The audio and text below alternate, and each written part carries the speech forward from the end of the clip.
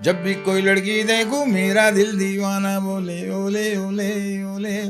ये बात यश जी की कही हुई थी कि जब ये गाना उन्होंने सुना था तो कहा कि दिलीप सर ये इस साल का बेस्ट सॉन्ग है। और हकीकत में वो बना। इस जमाने में म्यूजिक को आज भी बैकबोन ही बोलते हैं, मगर उस वक्त मैन माना जाता था कि अगर म्यूजिक हिट है आपका तो फिल्म को पार करवा देता था। आज सिंगर आया अपना घड़ी देख रहा है, वो पहले गाने से पहले तो घड़ी देखता वो। हाँ। दिन तक दिन आगे दिन ताराना। अब लोगों ने जो सीटियां बजानी शुरू की, अच्छा अब मैंने सोचा ये सीटियां कहाँ से बज रही, जब आगे पीछे देखा तो पूरा यूं क्लैक। अच्छा। अरे मैं बोला यार इतने सारे आदमी कहाँ से आगे, जब मैं आया था तो कोई नहीं थे। हाँ, अभिजीत का नहीं था वो गाना, तो ऑलरेडी दूसरे सिंगर ने गा चुका था। अभिजीत आया था एक गाना गाने के लिए, वो भी 3 लाइनें थी उसकी। अच्छा। तो सनी जी ने हमको निगलेक्ट कर दिया, रिजेक्ट कर दिया। बोला भाई देखो, बाकी तुम किसी को लोगो, मुझे कोई ऑब्जेक्शन नहीं है, मगर मुझे दिलीप समीर नहीं चलेंगे। ओके। तो उन दोनों ने पूछा कि क्या वजह, क्या बोले नहीं यार उनका म्यूजिक मेरे को अभी तक समझ में नहीं आया। अब फॉर्म में भी ऐसे कि हमारी जो डेटें हैं कि अगर आज एक प्रोड्यूसर को अगर हम छोड़ते हैं तो उसको 3 महीने के बाद में डेट मिलती थी। इतने बिजी थे हम लोग। इस तरीके से जैसे लोगों की होती है ना डेटें, हीरो लोगों की, वैसे हमारी डेटें थी। ओ काले काले बाल गाल गोरे गोरे, अरे ओरे ओरे, मेरी बेकी बेकी चाल कर गई ऐसा कमाल, मर गए छोरे। मैं बड़ा जोश में आके सुनाया। सनी जी उछल गए, नहीं नहीं नहीं नहीं चाहिए नहीं चाहिए, कैंसिल कैंसिल कैंसिल। मैं बोला क्या हो गया सनी जी? बोला नहीं यार ये गाना नहीं पसंद आया मेरे को। अरे मैं बोला सर ये आपका गाना नहीं है। सनी जी को पता चला कि गुड्डू धनवा डायरेक्टर है। हाँ। तो सनी जी का फ़ोन आया मेरे को, दिलीप जी क्या कर रहे हैं आप? मैं बोला सर आपके गानों पे बैठ। सर मैं आ रहा हूँ। मैं बोला क्योंकि सर क्या हो गया? नहीं नहीं एक गाना मेरे को चाहिए डांस वाला। अच्छा, मैं बोला डांस वाला गाना चाहिए सनी देओल खुद से डांस वाला गाना मांग रहे हैं। वाह। ओए ओए हो कुड़ियाँ शहर दिया, लक पतला पतंग मारे गोरा गोरा रंग, चल नागिन जैसी चाल, ओ कुड़ियाँ शहर दिया ओए ओए ओ। ये गाना सुना, खुश हो गए। अल्लाह अल्लाह ला ला ला ला ला ला ला ला ला ला रा री रा रा रा रा, ऐसा करके मैंने सुना दिया। बख्शी साहब ने 2 मिनट मेरा चेहरा देखा, फिर मेहुल की तरफ देखा, बोला गाना अच्छा नहीं है, मुजरा है। अच्छा। तो मैं जैसे मुजरा बोला तो मेरे तो काटो तो खून नहीं। 90 का एक ऐसा दशक था जब एक से एक बढ़कर एक अच्छे गाने आने फिर से शुरू हो चुके थे। कुछ उनमें से संगीतकार थे जिन्होंने बहुत अच्छे अच्छे और यादगार गाने बनाए हैं। हमारे साथ इस वक्त मौजूद हैं दिलीप सेन साहब। स्वागत है आपका। नमस्कार जी, अस्सलाम वालेकुम, जय महाकाल। मिस करते हैं 90 के दशक को, जिस तरह से वो दौर था। देखिए अभी एक बात बता दूं, जो गुजर गया हाँ, वो गुजर गया, बिल्कुल। भूल मत जा। जो गुजर गया वो गुजर गया, जो तेरे पास अभी है उसको ध्यान रख, और आने वाले कल की उम्मीद में ज़रूर रहना चाहिए इंसान को। तो मैं अपने आप को ये समझता हूँ कि मेरे लिए जो भी दौर रहा वो नया ही रहा हर वक्त। और हम बहुत खुशनसीब थे कि उस वक्त 90 के दौर में एक बात जो हमको देखने को मिली जी। या सीखने को मिली, हाँ। या मेरे नॉट फॉर दिलीप सेन समीर सेन के लिए, मतलब उस वक्त जितने फिल्म से जुड़े हुए जो लोग थे, वो किसी भी डिपार्टमेंट में को, जी। चाहे टेक्नीशियन से लेके डायरेक्शन से लेके नीचे तक बात जो कहते हैं स्पॉट बॉय तक। मैन हमारे बॉस होते हैं डायरेक्टर, उसके ऊपर प्रोड्यूसर, फिर बाद में हम सब आते हैं। सबका एक अलग महकमा था और एक अलग रिस्पेक्ट थी और एक अलग पहचान होती थी, जो धीरे धीरे मुझे लगता है कि 90 के बाद में धीरे धीरे लुप्त होता गया और वो अलग शक्ल लेता गया। हालांकि फिल्में बन रही हैं आज भी, आगे भी बनेगी, मगर कहीं ना कहीं कई चीज़ें 90 के दौर की मिस होती गई। और मैं आज समझता हूँ कि जो आज का दौर है, तो मेरे दौर में जो मेलोडी कह दूँ या शायरी कह दूँ या कहानी कह दूँ या सिचुएशन कह दूँ या एक अदब कह दूँ या रिस्पेक्ट कह दूँ, जो होते थे एक डिपार्टमेंट का, वो अभी कम देखने को मिलता है। मैं इसलिए नहीं कहूँगा कि भाई मैं फिल्में कम कर रहा हूँ या मुझे को कम काम मिल रहा है, तो उस वजह से मैं आज जहाँ जाता हूँ, चाहे फिल्म करूँ या ना करूँ, मगर जहाँ जाता हूँ रिस्पेक्ट मेरी वही है। बट कहीं ना कहीं आज का दशक देख के थोड़ा बहुत अफसोस होता है। क्या कारण रहा, आपको क्या लगता है दिलीप साहब के, मतलब इतना अच्छा मेलोडी का दौर शुरू हुआ था। देखिए 80 के दशक को हम म्यूजिकली अच्छे दौर नहीं कहते हैं, लेकिन 90 का दशक फिर से म्यूजिक में वापसी हुई थी 90 के दशक में मेलोडी के साथ। जैसे नदीम श्रवण थे, दिलीप सेन, समीर सेन थे, आनंद मिलिंद थे, इस तरह कुछ लोग थे। वो दौर धीरे धीरे क्यों चला गया और आप लोग नहीं, बैकफुट पे मैं चले एक गए? बात कहना चाहूँगा। अभी देखिए जैसे अरमान मलिक साहब हैं, साजिद वाजिद हैं, सलीम सुलेमान साहब हैं, फिर वो विशाल शेखर जी हैं, हाँ, विशाल शेखर, प्रीतम जी हैं, हिमेश रेशमिया जी हैं, और शायद किसी का नाम छूट रहा है तो आई एम सॉरी। मगर जो नया बेल्ट आया 2000 के बाद, वो दो लड़के एक अच्छे हैं गुजराती टाइप के, अमित त्रिवेदी ऐसा कुछ नाम जी है। जी जी, एक वो मराठी दो लड़के हैं, हाँ हाँ हाँ, अतुल अजय अजय साहब, अतुल, बहुत अच्छा काम किया। शंकर जी ने बहुत अच्छा काम किया, शंकर एहसान भाई ने, जी। बिल्कुल। ये नहीं कहूँगा कि उनको काम नहीं आता, मगर मैं कहीं ना कहीं ये समझ रहा हूँ कि एक तो आज के दौर में शायरी ने एक अलग अपना रूप ले लिया। उसको कविता कहो या शायरी कहो या गीत कहो, और पर्टिकुलर सिचुएशनें जो आज की बनने लगी, वो फिल्में हमारे वक्त में क्या है कि कहीं ना कहीं हर फिल्म की एक कहानी होती थी और कहानी के हिसाब से म्यूजिक लिया जाता था। हाँ। चाहे वो मेरी ये दिल लगी हो, अफलातून हो, सलाखें हो, जिद्दी हो, आईना हो, मेहरबान हो, मुकाबला हो, इतिहास हो, सलाखें, अभी सारी पिक्चरों के तो नाम क्या, मेहरबान वगैरह जितनी भी फिल्में मैंने की हैं, इवन मथुंदा की तो मैंने लाइन से 30-40 पिक्चरें एक साथ की थी। हर फिल्म की एक कहानी होती थी जिसके ऊपर म्यूजिक डायरेक्टर बैठ के सोचता था कि यार मैं इसमें म्यूजिक कैसा, क्योंकि हम लोगों की जो स्कूल रही है, मैं 90 के दशक की बात करूंगा तो हम लोगों की जो स्कूल रही वो लक्ष्मीकांत प्यारेलाल, शंकर जयकिशन, नौशाद साहब, खयाम साहब, R.D. बर्मन, H.D. बर्मन, कल्याण जी आनंद जी, O.P. नैयर साहब, मेरे पिताजी जमाल सेन जी, शंभू सेन मेरे बड़े भाई साहब। तो ये जो स्कूलें थी, नैयर साहब, खयाम साहब, मदन मोहन जी, सलील चौधरी, जयदेव जी, श्री रामचंद्र जी, वसंत देसाई साहब, अगर इन लोगों का आप देखें तो ये एक तरीके से स्कूल थी हमारे लिए, बिल्कुल। और हम लोग उनको फॉलो करते थे। हाँ, जो आज के संगीतकार हम लोगों को फॉलो ना करके वेस्टर्न को ज़्यादा कल्चर को फॉलो करते हैं, बिल्कुल बिल्कुल। और उसमें कहीं ना कहीं संगीतकारों को उतना मौका नहीं मिल पा रहा, ना राइटरों को लिखने का मौका मिल पा रहा है, ना ही संगीतकारों को अपना जौहर दिखाने का मौका मिल पा रहा है, क्योंकि सिचुएशनें बनाई ज़बरदस्ती ठूसी जा रही है। जो हम देख रहा हूँ फिल्मों में देखते हैं हम कि गाने कहीं, अरे यार ये गाना यहाँ आने की ज़रूरत क्या थी, मतलब रिलीफ के लिए नहीं होता, हमारे यहाँ सिचुएशनों पे गाने होते थे। जैसे एक किस्सा मैं आपको सुनाना चाहूँगा जी। मेरी एक फिल्म थी अपना मेहरबान। अब उस फिल्म के अंदर क्या हुआ कि के रविशंकर जी डायरेक्टर थे, जी। बहुत ही गुणी डायरेक्टर। मतलब आपको मैं बता दूं, साउथ की फिल्म के नाम से ए कृष्णामूर्ति बैनर था, टीना फिल्म के नाम से, और के रविशंकर जी ने काफ़ी बड़ी बड़ी हिट फिल्में दी अपने समय में, और हिट म्यूज़िक लिया लक्ष्मीकांत प्यारेलाल जी का।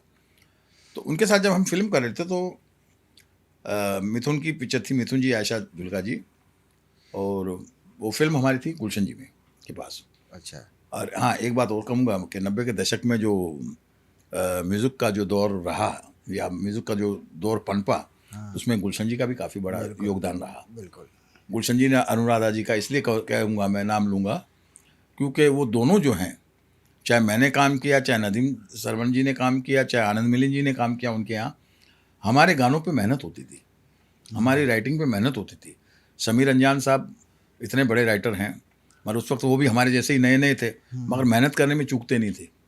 और आज भी मैं समीर जी के लिए ये कहूँगा, अंजान साहब के लिए, कि समीर साहब में आज भी वो बातें मैंने देखी जो जब उन्होंने मेरे साथ पहली फिल्म की थी जुल्म की हुकूमत। अच्छा। तो भी समीर वही थे, एकदम नए जैसे होता है ना, नया आदमी जो होता है, स्टूडेंट लाइफ वाला। सेम आज भी जब मैं उनसे मिलता हूँ और आज भी जो वो काम करते हैं तो उनके अंदर वही स्टूडेंट नज़र आता है मुझे। तो मैं समझता हूँ कि ये आदमी में कहीं तब्दील नहीं आई। इतनी हिट फिल्में देने के बाद में, इतने हिट गाने लिखने के बाद में, थोड़ा आदमी में कहीं ना कहीं हाँ, एक अलग सा एक अंदाज आ जाता है, स्टारडम कहें या एरोगेंस, मगर वो मैंने समीर जी, अंजान साहब में नहीं देखी। तो आज तक देखिए उनके लिखे हुए हर गाने, मेरी अमूमन हर फिल्मों में उनका म्यूजिक रहा। अच्छा, मेरे साथ तो एक बात सबसे बड़ी योगदान ये रहा कि मैंने उन दिग्गजों के साथ काम किया है। मेरे साथ में नीरज साहब ने काम किया, जिन्होंने विजय आनंद जी के साथ मैंने 3 फिल्में की थी।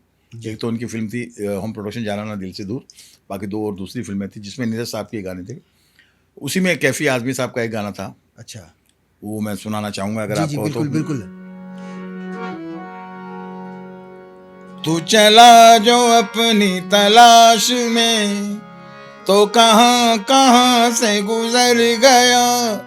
तू चला जो अपनी तलाश में, तो कहाँ कहाँ से गुजर गया। था कदम कदम पर इम्तिहान, हर इम्तिहान से गुजर गया। ये कैफी आदमी साहब ने लिखा था। और उसके बाद में एक गाना नीरज साहब ने काफी गाने लिखे थे, मगर एक गाना मेरे को बहुत पसंद था उनका जी जो टाइटल सॉन्ग था विजय आनंद जी का, जी। जाना ना जाना, जाना ना तुम, जाना ना दिल से दूर, कभी तुम जाना ना दिल से दूर, मेरी ज्योति ओ मेरे नूर, आंखें बरसे बदरा बरसे, अग्न न कोई बुझाए, आए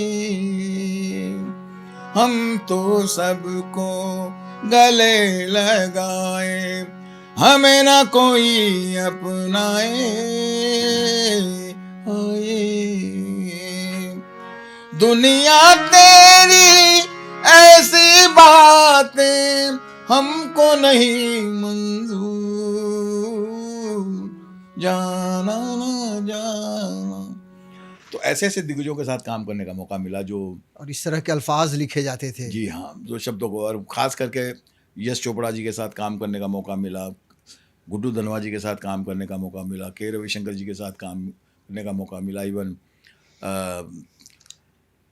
अपना क्या कुकू कोहली जी के साथ काम किया, राज कंवर जी के साथ काम किया। तो वो मैं बता रहा था मेहरबान की एक सिचुएशन। जी तो पहले उसमें क्या हुआ कि एक गाना गया सेम रील में, जैसे गाना होता है,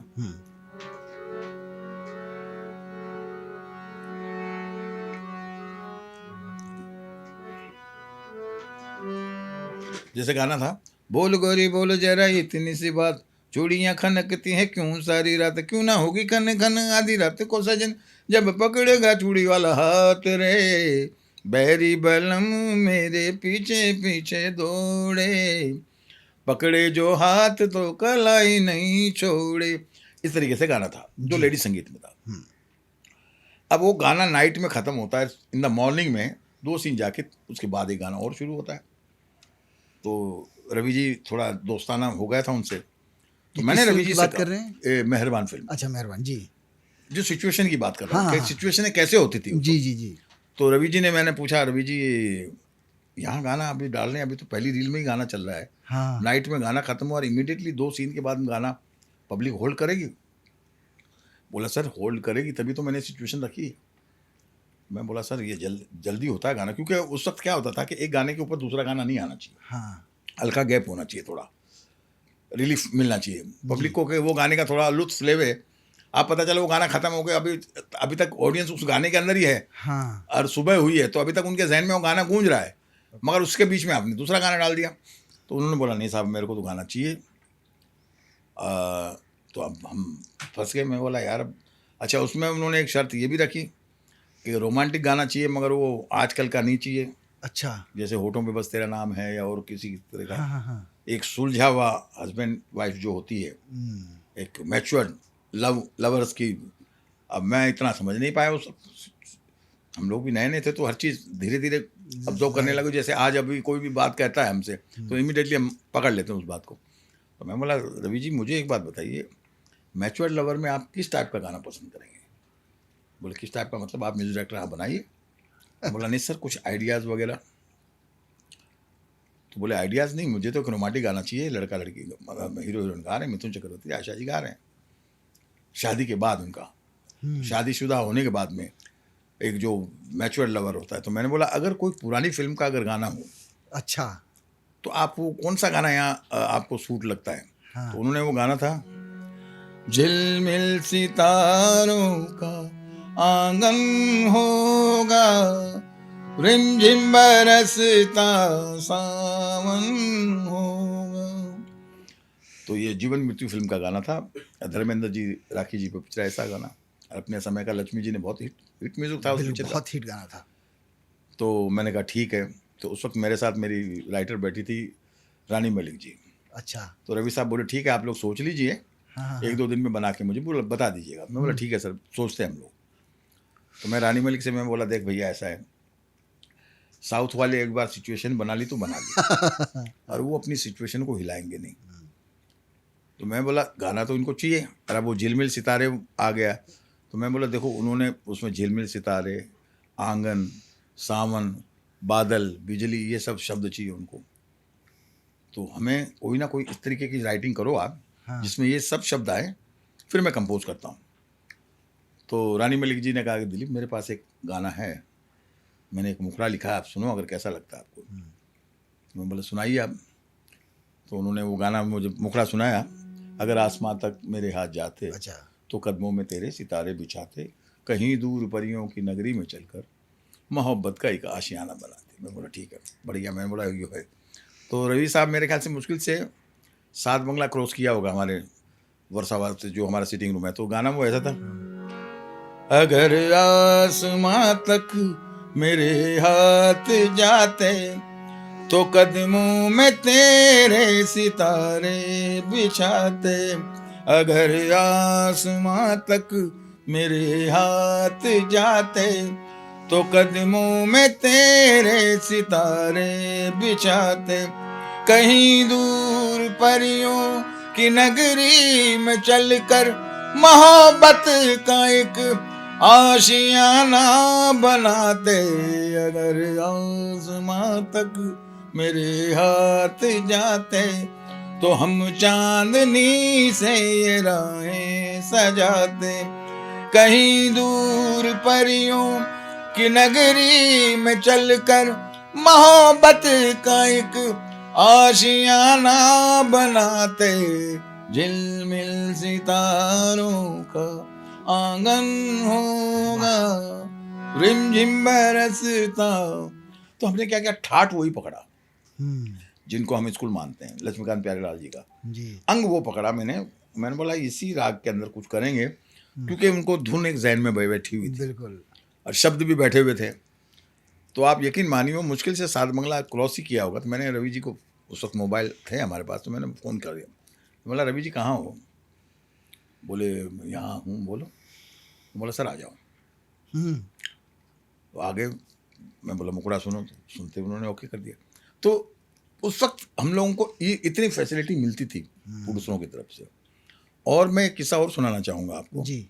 हम एक फिल्म कर रहे थे, ये दिल लगी, अच्छा। यशराज की सेकंड फिल्म। यशराज बैनर था हाँ, हाँ। और अपना नरेश मल्होत्रा जी डायरेक्टर। तो नरेश जी ने क्या कहा, जिस दिन उनकी पहली सिटिंग थी तो उन्होंने आते हैं मुझसे कहा कि देखो भाई दिलीप सेन समय से मेरी ये पहली और आखिरी फिल्म है।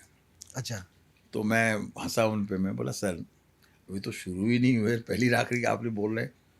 बोले देखो दिलीप भाई ऐसा है, अगर आपने मुझे हिट म्यूज़िक दे दिया तो मेरी दाल रोटी चल पड़ेगी, क्योंकि ये मैंने पहला अटेम्प्ट कर रहा हूँ।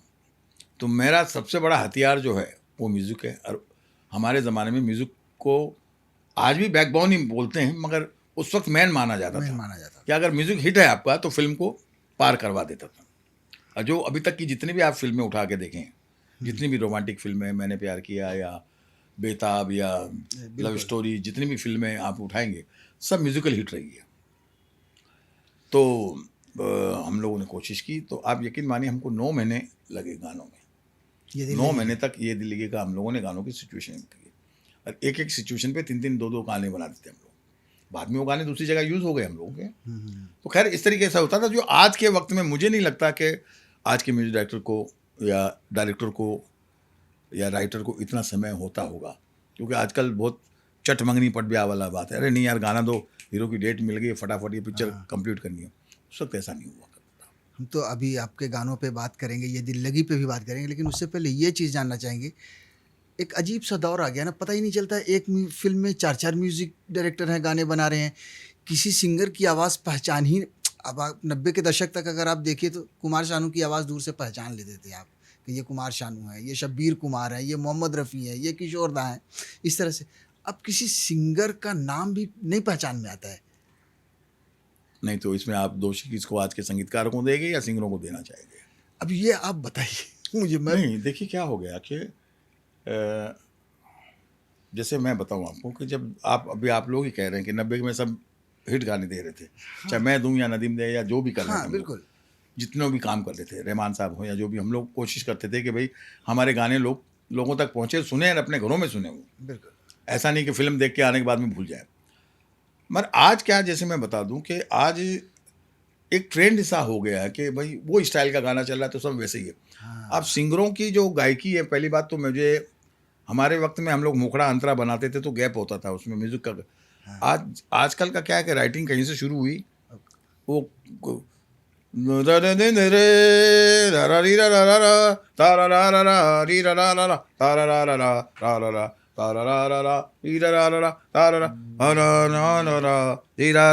अब वो ऐसा जलेबी की तरह फैलता रह रहा कि मुखड़ा मुखड़ा मुखड़ा मुखड़ा मुखड़ा मुखड़ा।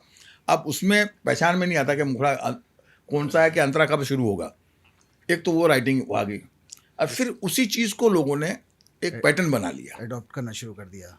कि भाई वो उसी टाइप का बनाओ। अच्छा, दूसरा क्या हो गया कि मैंने जैसे अभी आपसे अर्ज़ की कि डायरेक्टरों के पास इतना वक्त ही नहीं है कि वो बैठ के सिचुएशन पे काम किया करें। और दूसरा, आज का संगीतकार भी ये चाहता है कि यार पैसा मिल रहा है ना हमको, हाँ तो हम क्यों मेहनत करें। तो मुझे ये लगता है कुछ ना कुछ। और रही बात सिंगरों की, तो देखिए हमारे वक्त में कुमार सानू जी या सोनू निगम जी या उदित नारायण जी या अभिजीत या अलका याग्निक, कविता कृष्णमूर्ति जी, अनुराधा जी, खैर लता जी, आशा जी की तो एक अलग ही बात थी, पंकज उदास जी, नितिन मुकेश जी, मोहम्मद अजीज जी, ये गाने को एक इबादत की तरह करते थे।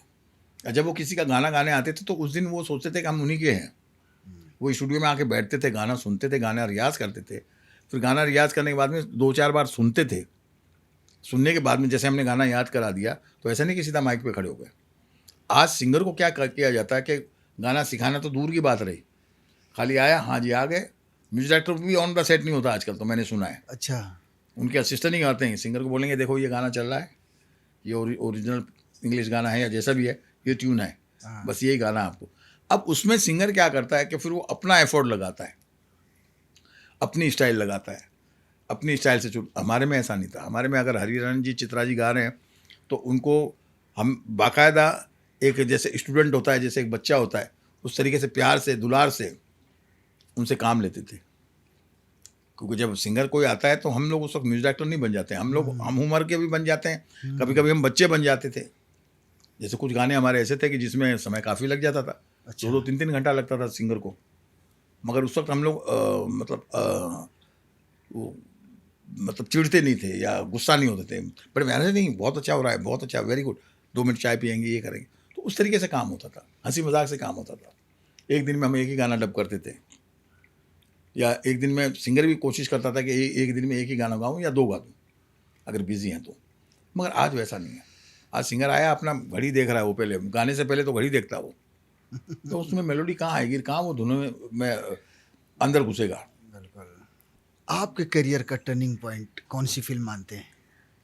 कहते हैं ना कि इस फिल्म ने, जैसे नदीम श्रवण को आशिकी ने बना दिया, नहीं, मैं आपके लिए वो कौन सी फिल्म नहीं, टर्निंग मानते हैं? पॉइंट मत कहिए, इसको कहिए कि आपको म्यूजिक डायरेक्टर किसने बनाया। चलिए वहीं से शुरू करते जी हाँ, देखिए इसमें सबसे ज़्यादा बड़ा योगदान रहा तो असद भोपाली साहब का। हैं। अच्छा।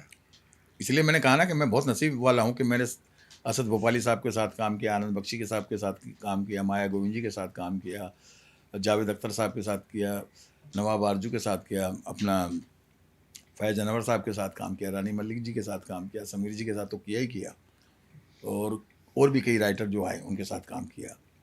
तो मुझे अनुभव अलग अलग राइटरों के साथ काम करने का मौका मिला, तो वो हमारे लिए एक प्लस पॉइंट ही रहा।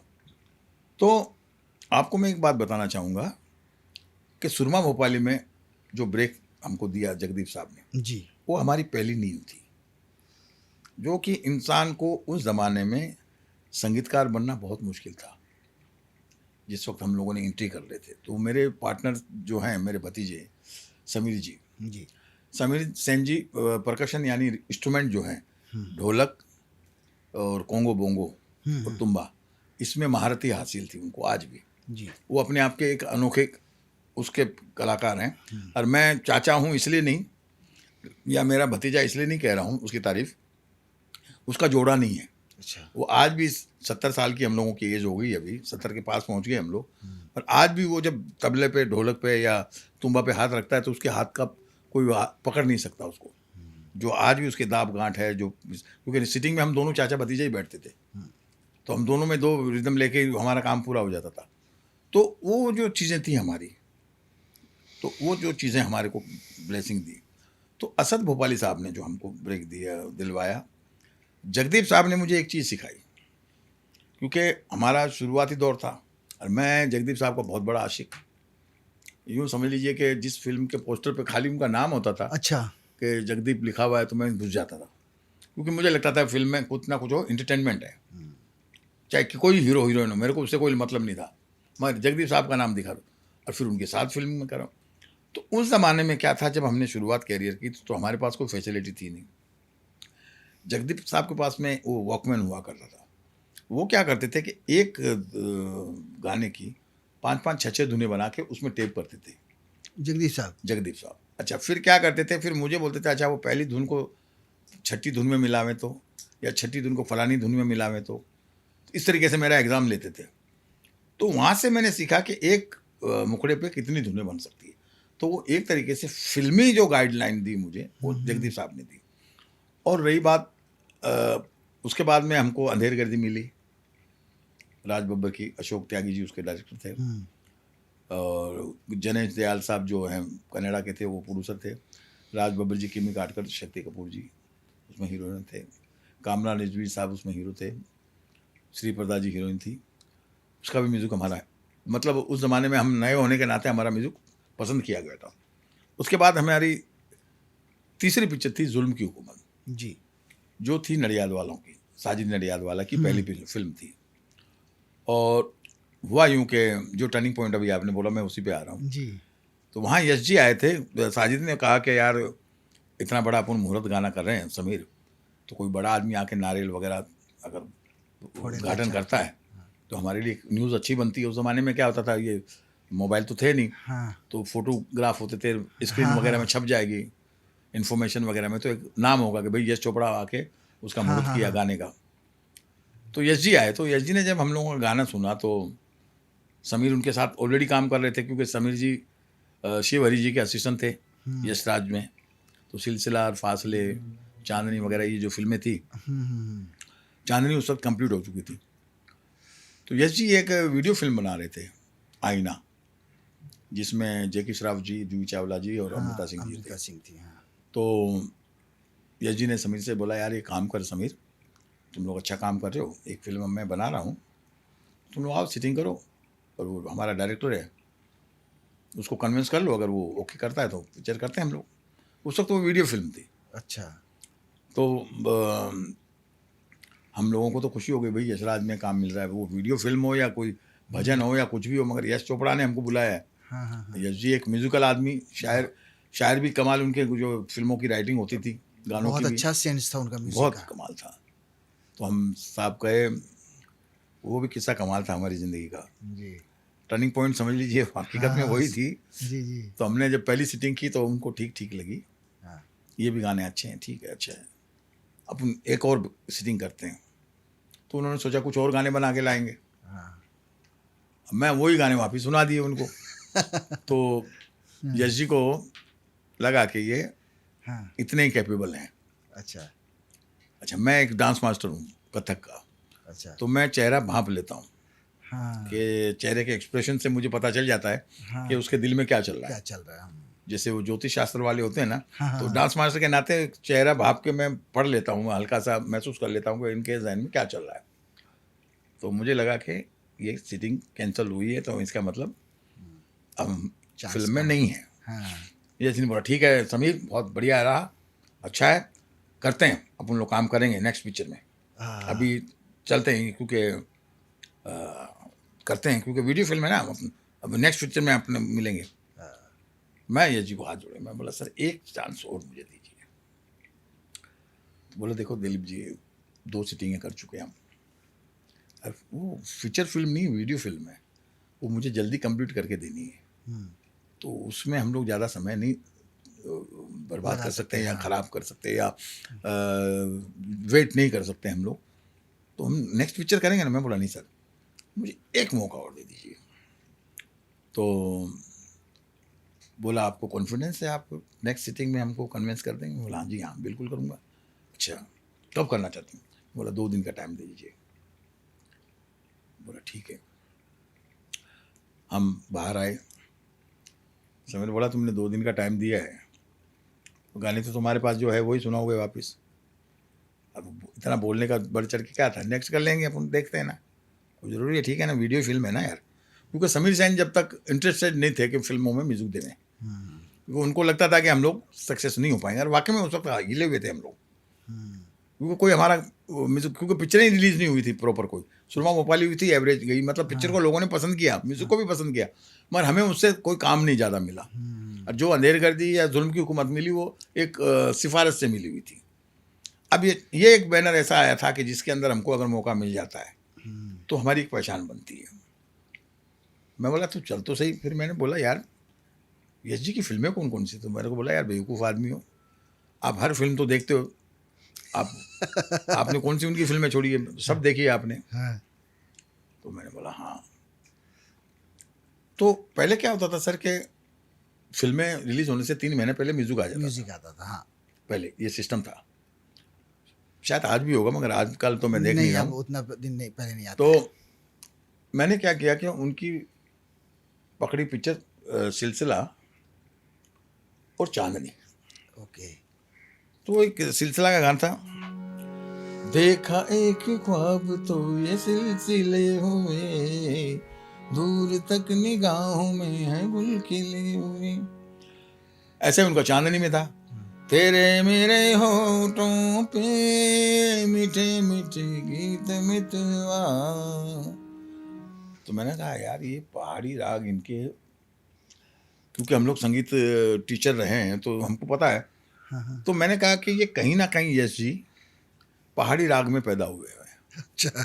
जैसे राज राज साहब की फिल्मों में भैरवी में ज़्यादा गाने होते थे, तो ओके। उनको भैरवी राग ज़्यादा पसंद थी। तो वो एक ये है अलग सब्जेक्ट है, ये कभी बाद में बात करेंगे हम, मगर जी। इस वक्त तो मैंने क्या किया कि वो दोनों गानों को मिश्रण किया, अच्छा। तेरे मेरे होठों को और देखा एक ख्वाब तो वो कैसे किया।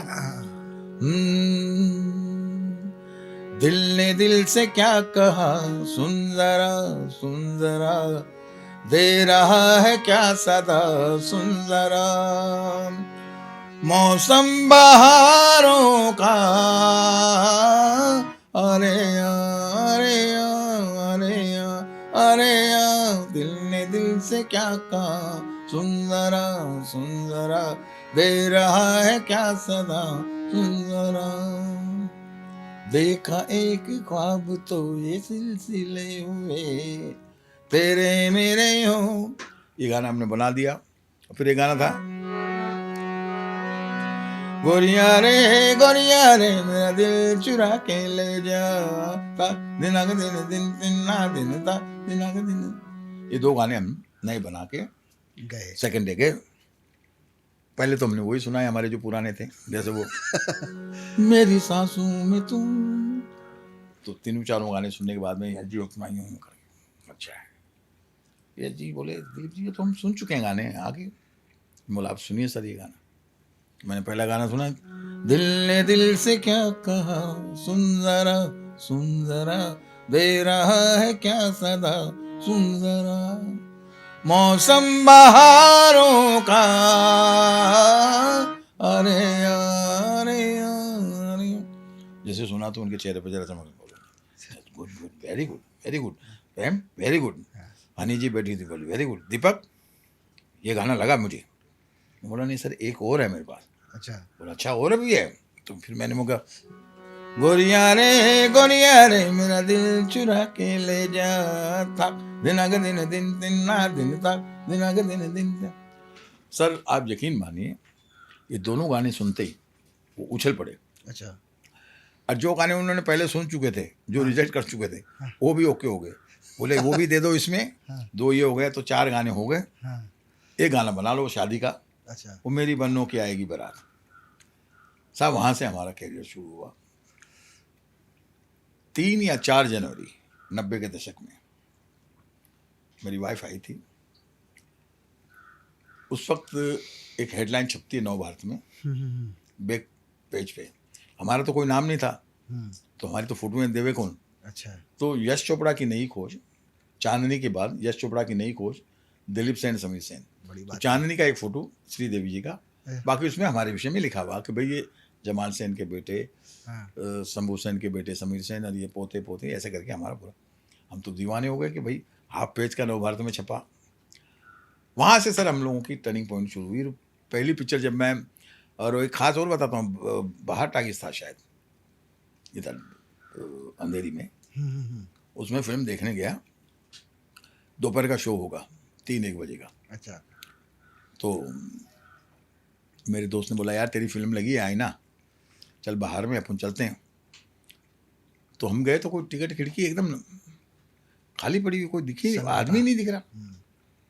मैं बोला यार दीपक सर ने बहुत बेकार पिक्चर बना दी, कोई काम की नहीं पिक्चर बनाई उसने, और पिक्चर उड़ गई। साले उम्मीद थी कि यश चोपड़ा की फिल्म है। सर आप यकीन मानिएगा, हम जाके उदास होकर बैठ गए। तो बड़ा उदास मन लेके हम अंदर गए, जाके हमारी सीट पे बैठ गए। आज मेरे ध्यान में ये है कि पिक्चर फ्लॉप हो गई। मगर सर जैसे ही टाइटल शुरू हुआ और वो फ्लूट में जो गाना बजना शुरू हुआ, दिन तक दिन तारा, अब लोगों ने जो सीटियाँ बजानी शुरू की। अच्छा। अब मैंने सोचा ये सीटियाँ कहाँ से बज रही, जब आगे पीछे देखा तो पूरा यूं क्लैक। अच्छा। अरे मैं बोला यार इतने सारे आदमी कहाँ से आ गए, जब मैं आया था तो कोई नहीं थे। अच्छा हम भूल गए थे कि 2:30-2:15 का शो था, और हम पहुँचते गए थे 1:45 बजे, 1:30 बजे, तो विंडो खुली थी, तो कहाँ आदमी दिखे। बट जब अंदर देखा तो उस वक्त मैं बोला नहीं यार पिक्चर हिट है मेरी।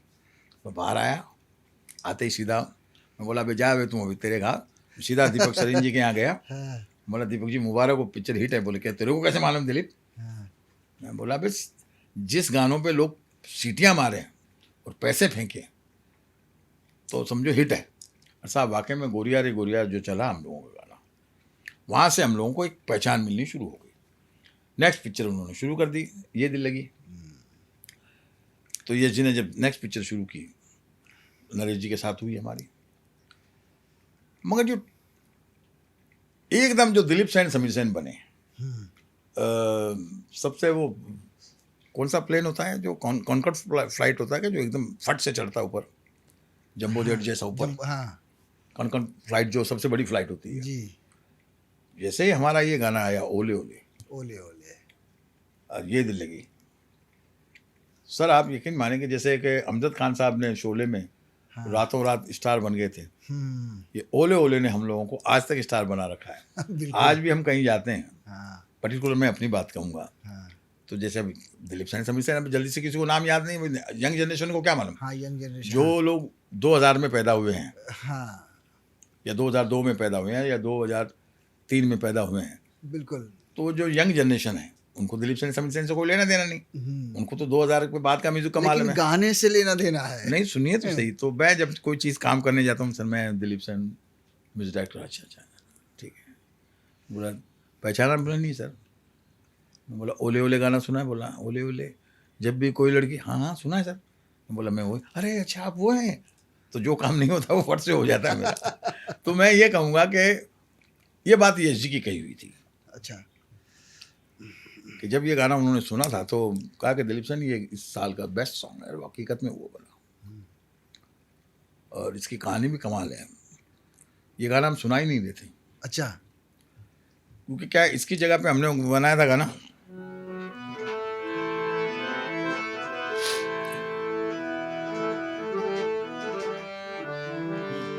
प्यार में दिल का मुर्गा बोले कुकड़ू को आई लव यू तुनक तुन तुन तुनक तुन तुन तुनक तुन तुन तुनक तुन, रूठ के जाने वाली ना जा जा तू, आई लव यू तुनक तुन तुन तुनक तुन।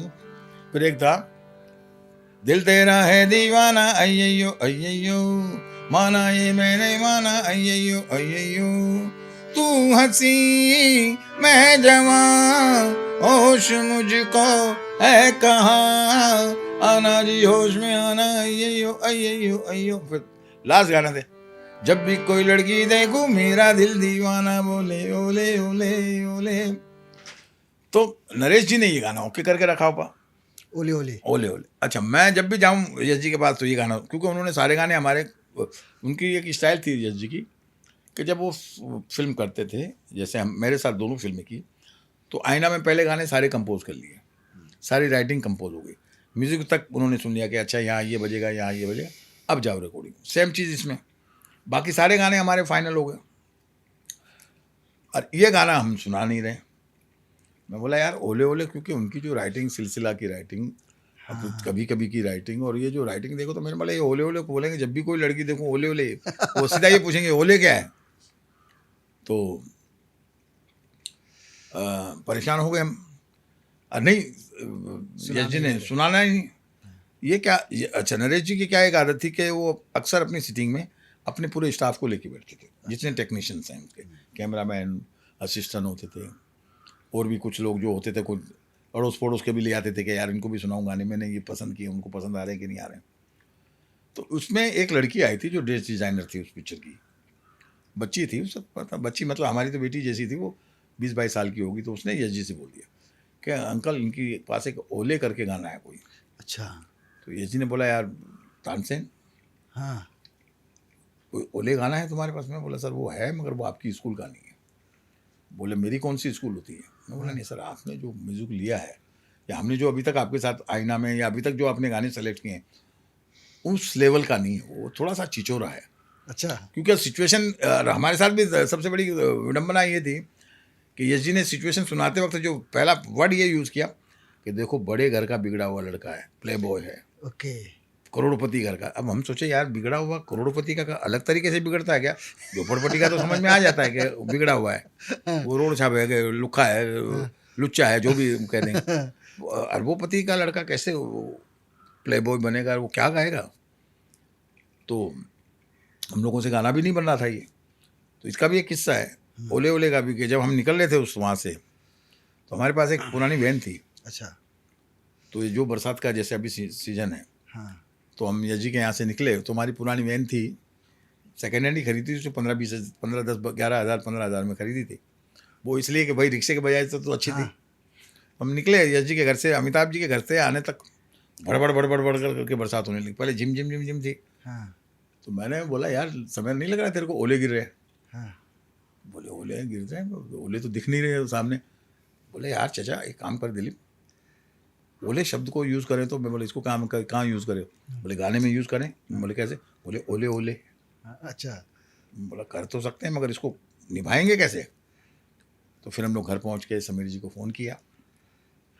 समीर जी को फ़ोन किया तो समीर जी ने, समीर रंजन आ गए, उस पर 2-4 इधर उधर के शब्द दिखे, फिर नहीं। फिर लास्ट में समीर ने बोला एक आया है मुखड़ा मेरे पास, जब भी कोई लड़की देखूं मेरा दिल दीवाना। बोले वो मेरे को भी जच गया। मैं बोला यार ये सही है तेरा, ये समीर रंजान में ये बात है। वो धुन पकड़ने का बादशाह है वो। तो साहब उसने वो मुखड़ा लिख के दिया, मगर गाना हमने बना लिया, नरेश ने ओके कर दिया, नहीं हुआ। यश जी ने जब ये कहा कि यार ये इस साल का बेस्ट सॉन्ग है, तो हमको तकलीफ ये हुई। नहीं, एक चीज़ उससे पहले वो लड़की ने कहा कि ओले ओले गाना है। हाँ। तो वो गाना हमने सुनाया। सुनाने के बाद में यश जी की एक आदत है कि बाल तो उनके थे नहीं, तो यूँ बैठे हुए गाना सुनते सब पिन ड्रॉप साइलेंट हो गए। मैंने सबके चेहरे देखे तो यश जी ने आँख बंद कर ली 2 मिनट यूँ, फिर अचानक तानसेन इस साल का बेस्ट सॉन्ग। अच्छा। मैं बोला इस साल का बेस्ट सॉन्ग? तो मेरे को झटका लग गया। मैं बोला यार ये ऐसे कैसे बोल गए? नाम क्या प्यार का हमारा, होठों पे बस तेरा नाम है, लगी लगी ये दिल की लगी, देखो जरा देखो बरखा की जड़ी। मैं बोला ये गाना, इन गानों का कोई वैल्यू नहीं है, ये सबसे बेस्ट गाना बता रहे। मैंने बोला यार तो ये हो गया कि हम अभी तक गाना नहीं बना पाए, तो ये सोच रहे हैं कि अब यही लेके इनका गाने आगे चलाओ, इनको गाने रिकॉर्ड करके पिक्चर को शुरू करते हैं। मैं बोला नहीं यश जी और कोई? बोला नहीं ये इस साल का बेस्ट सॉन्ग होगा। तो खैर हमने गाना रिकॉर्ड कर दिया। समीर सेन को मैंने पूछा यार ये तेरे को कुछ समझ में आई बात? बोले क्या? मैं बोला यश जी ने गाना ओके कर दिया। बोला अच्छी बात है ना, अपनी मेहनत बची, दूसरे और गाने नहीं बनाने पड़ेंगे। मैं बोला नहीं यार मेरे को डाउट है, क्योंकि ये गाना कोई इतना बड़ा गाना नहीं है जैसे यश जी बोल रहे हैं। बोले उन्होंने जब बोला है तो होगा। खैर हमने ऊपरी मन से गाना रिकॉर्ड हो गया। आखिर फिर सैफ अली साहब पे पिक्चराइज, वो कोई डांसर नहीं। सरोज जी ने अपना बताया उसमें कार्यक्रम। फिर सैफ अली जी ने भी मेहनत की, पिक्चराइजेशन में सरोज जी ने मेहनत की। और जब मैं फ्लोर पे गया था, नटराज में शूट हो रहा था ये, अंधेरी में, छोटा सा फ्लोर बना हुआ। मैं बोला यार ये इतने से फ्लोर पे, अच्छा हमको नहीं मालूम कि स्क्रीन पे बाद में इतना बड़ा दिखेगा। मैं बोला इतना सा ये 10x10 का सेट लग रहा है, इस पे ये नाच रहा लड़का, 4-5 लड़कियां हैं, 4-5 लड़के, कोई ग्रुप भी नहीं। नहीं तो हमने सोचा था 100-200 लड़के लड़कियों का ग्रुप होगा, बड़ा सेट लगेगा ये। मैं बोला वैसे ही ठोक दिया इन्होंने गाना। और साहब जो पिक्चर के अंदर जो उसकी रिपीट वैल्यू बनी, रिपीट वैल्यू का एक किस्सा सुनाना चाहता हूँ। भवंस के अंदर, भवंस की लड़कियाँ, मेरी भाभी जी यानी समीर जी की मम्मी कभी पिक्चरें हमारी देखती नहीं थी। अब ये फिल्म चल पड़ी और ओले ओले चल पड़ा, तो उनको भी ना बोले यार, मेरे को बोली दिलीप एक काम कर, मेरे को तुम्हारी पिक्चर की टिकट मंगा दो। मैं बोला कहाँ, पागल हो गई होगी भाभी। बोला क्या करेगी वो पिक्चर में देख के, वो तो उठपटांग पिक्चर है। बोला नहीं नहीं, बहुत तारीफ सुनी है, बहुत लोग बोलते हैं बहुत अच्छी पिक्चर बनी। मैं बोला पिक्चर अच्छी बनी है, पर गाने वाने कोई उतना उस, बोला नहीं मैं जाऊँगी। तो मैंने नवरंग की उनको टिकट मंगा दी। वो जाके बैठ गए पिक्चर में उनके साथ, जो घर के 2-3 मेंबर गए। तो पिक्चर शुरू हुई थी, तो इतने में 2-3 लड़कियाँ आई कॉलेज की, और वो आके मेरी भाभी से, आंटी आंटी वो गाना तो नहीं गया ना? बोला कौन सा बेटा? बोला वो ओले ओले। अच्छा। बोले क्यों? बोले हम तीसरी बार आए हैं उसके लिए। बोले उस गाने, हम जब भी आए तो गाना निकल जाता था। तो भाभी जी ने देखा, तो भाभी माँ हमारी जो थी, समीर की मम्मी जी, वो आई घर पे, बोले भाई कुछ भी हो मुबारक हो तुम दोनों को, वाकई में तुम्हारी पिक्चर चल गई। तो एक बहुत ही अलग अनुभव खुशी का हुआ कि परिवार वालों को भी अच्छी लगी पिक्चर। और आप सबसे बड़ी बात, आप ओले ओले की एक देखेंगे कि चालू गाना है मगर वल्गर नहीं है। बिल्कुल। उसको आप बैठ के अपने पार्टी में भी यूज़ करोगे, लोग आज भी पार्टियों में करते हैं। अभी मैं 2 दिन पहले एक फंक्शन में था, नीता करके एक लेडी आई हुई है जो न्यूजीलैंड से, स्विट्ज़रलैंड से आई है, जो सिंगर थी, और अपना ये उदित नारायण जी के साथ उन्होंने गाना गाया। अच्छा। अनूप जी ने वो कैसेट, मैंने और अनूप जी ने वो कैसेट रिलीज़ किया, और उसमें आमिर करके एक लड़के हैं, वो उसमें एज एक्टर काम किया। तो उन्होंने मेरा इंट्रोडक्शन ही ओले ओले से दिया कि देखिए जी हम बचपन में से इनका गाना सुनते आए हैं, जो ओले ओले आज भी इनका हिट है। तो मैं सोचा देखो, मैं भले ही 70 का हो गया हूँ, मगर मेरा गाना अभी भी 16 साल का है। ये बात सही है कि वो उस साल का सबसे बड़ा हिट गाना हो गया। बेशक हमारी ज़िंदगी का बेस्ट गाना हुआ, टर्निंग पॉइंट जिसको आप मान रहे हैं। हाँ। वहाँ से दिलीप सेन समीर सेन, दिलीप सेन समीर सेन बने। फिर उसके बाद में गुड्डू धनवा जी, कुकू कोहली जी, के रविशंकर जी, इवन राज कंवर जी, के पप्पू जी, फिर तो जो भी जुड़ते गए, बबलू पचीसिया साहब। बबलू पचीसिया साहब तो एक बार का किस्सा सुनाऊँ मैं उनको। मैं, कुकू कोहली जी, बबलू पचीसिया जी, हम लोग कर रहे थे हकीकत, और हकीकत के वक्त की बात है शायद ये। तो बबलू पचीसिया जी ने मेरे को एक लक़ब दिया, मतलब एक टाइटल जैसे देते ना। अच्छा। तो उन्होंने बोला, हम लोग ऐसे ही शाम को बैठे हुए थे, तो सीटिंग वगैरह ख़त्म हो गई, तो बोले यार चाचा, चाचा बोलते थे वो। अच्छा। बबलू जी बोले यार चाचा तुम स्लो पॉइजन हो। अच्छा। तो स्लो पॉइजन मैं सुन के मैं बोला जहर हूँ। तो मैं बोला मतलब मैं सही काम नहीं कर रहा हूँ कोई। मैं बोला ऐसा कैसे? बोले यार कि मैं जहर हूँ। अरे बोले तू तो बुरा मान गया। मैं बोला बुरा मानूंगा ही, जहर जहर कैसे बोल दिया आपने मेरे को? अरे बोला स्लो पॉइजन का मतलब कोई वो बुराई वाला नहीं, स्लो पॉइजन आप एडिक्ट हो। कि एक बार जो आदमी नशा चढ़ गया। तो तेरे साथ जो एक बार काम करेगा ना, हाँ। वो स्लो पॉइजन की तरह तो उस पर छाया रहता है, क्योंकि वो दूसरा कोई म्यूजिक एक्टर समझ में ही नहीं आता हमारे को। तो इसलिए वो मतलब हम लोग नीडी हो गए कि हमको दिलीप सेन हमेशा ही नहीं चाहिए। और मैंने बोला तू तारीफ कर रहा है? मैं बोला वेरी गुड। तारीफ इससे बड़ी क्या होगी कि यश चोपड़ा साहब आपको तानसेन कह रहे हो। हाँ सर, ये तो बात मैं मानूंगा कि मतलब मैंने जितने लोगों के भी साथ काम किया ना, राहुल रवेल साहब के साथ एक फिल्म की थी मैंने, अर्जुन पंडित की थी। उन्होंने भी म्यूज़िक, मेरा अच्छा म्यूज़िक लिया, वो भी बबलू पचीसिया की थी। तो कहने का मतलब ये है कि आपकी सक्सेस में सिर्फ आपका काम नहीं होता, आपके जो सहयोगी, जो सपोर्टर होते हैं, जो आपके साथ जुड़े हुए हैं, उन सब का बड़ा योगदान होता है। बिल्कुल। उसमें राइटर से लेके म्यूजिक डायरेक्टर के साथ साथ म्यूजिशियन से लेकर, क्योंकि हमारे जो हैंड्स थे, मनोरी दा, या जो मेरे अरेंजर अनिल मोइली जी, बबलू दा, मुल्की दा, लालवानी साहब, सुरेश लालवानी जी, ये जो हमारे हैंड्स थे, ये हमारे बैकबोन थे। मतलब जो हमारी धुन होती थी उनको यूं ले जाते थे। तो आज जो दिलीप सेन, समीर सेन का म्यूज़िक आप आज भी जो आप लोगों को 90 का जो हमारा म्यूज़िक, बिकॉज़ ऑफ हमारा ऑर्केस्ट्रा, क्योंकि हम लोग उस वक़्त बाकायदा सिचुएशन पे आप यकीन मानिएगा, जो आजकल के मैं नहीं समझ रहा हूँ कि लोग करते होंगे इतनी बारीकी से काम। हम लोग सिचुएशन के अंदर यहाँ तक करते थे कि गाना कहाँ से शुरू हुआ, कि सर मैं गाना यहाँ से शुरू करूँगा, यहाँ से फिर ये यहाँ चला जाएगा, यहाँ से ऐसे चला जाएगा। जैसे एक हमारा गाना शुरू होता है हकीकत फ़िल्म में, जी। वो गाना शुरू होता है अपना ये,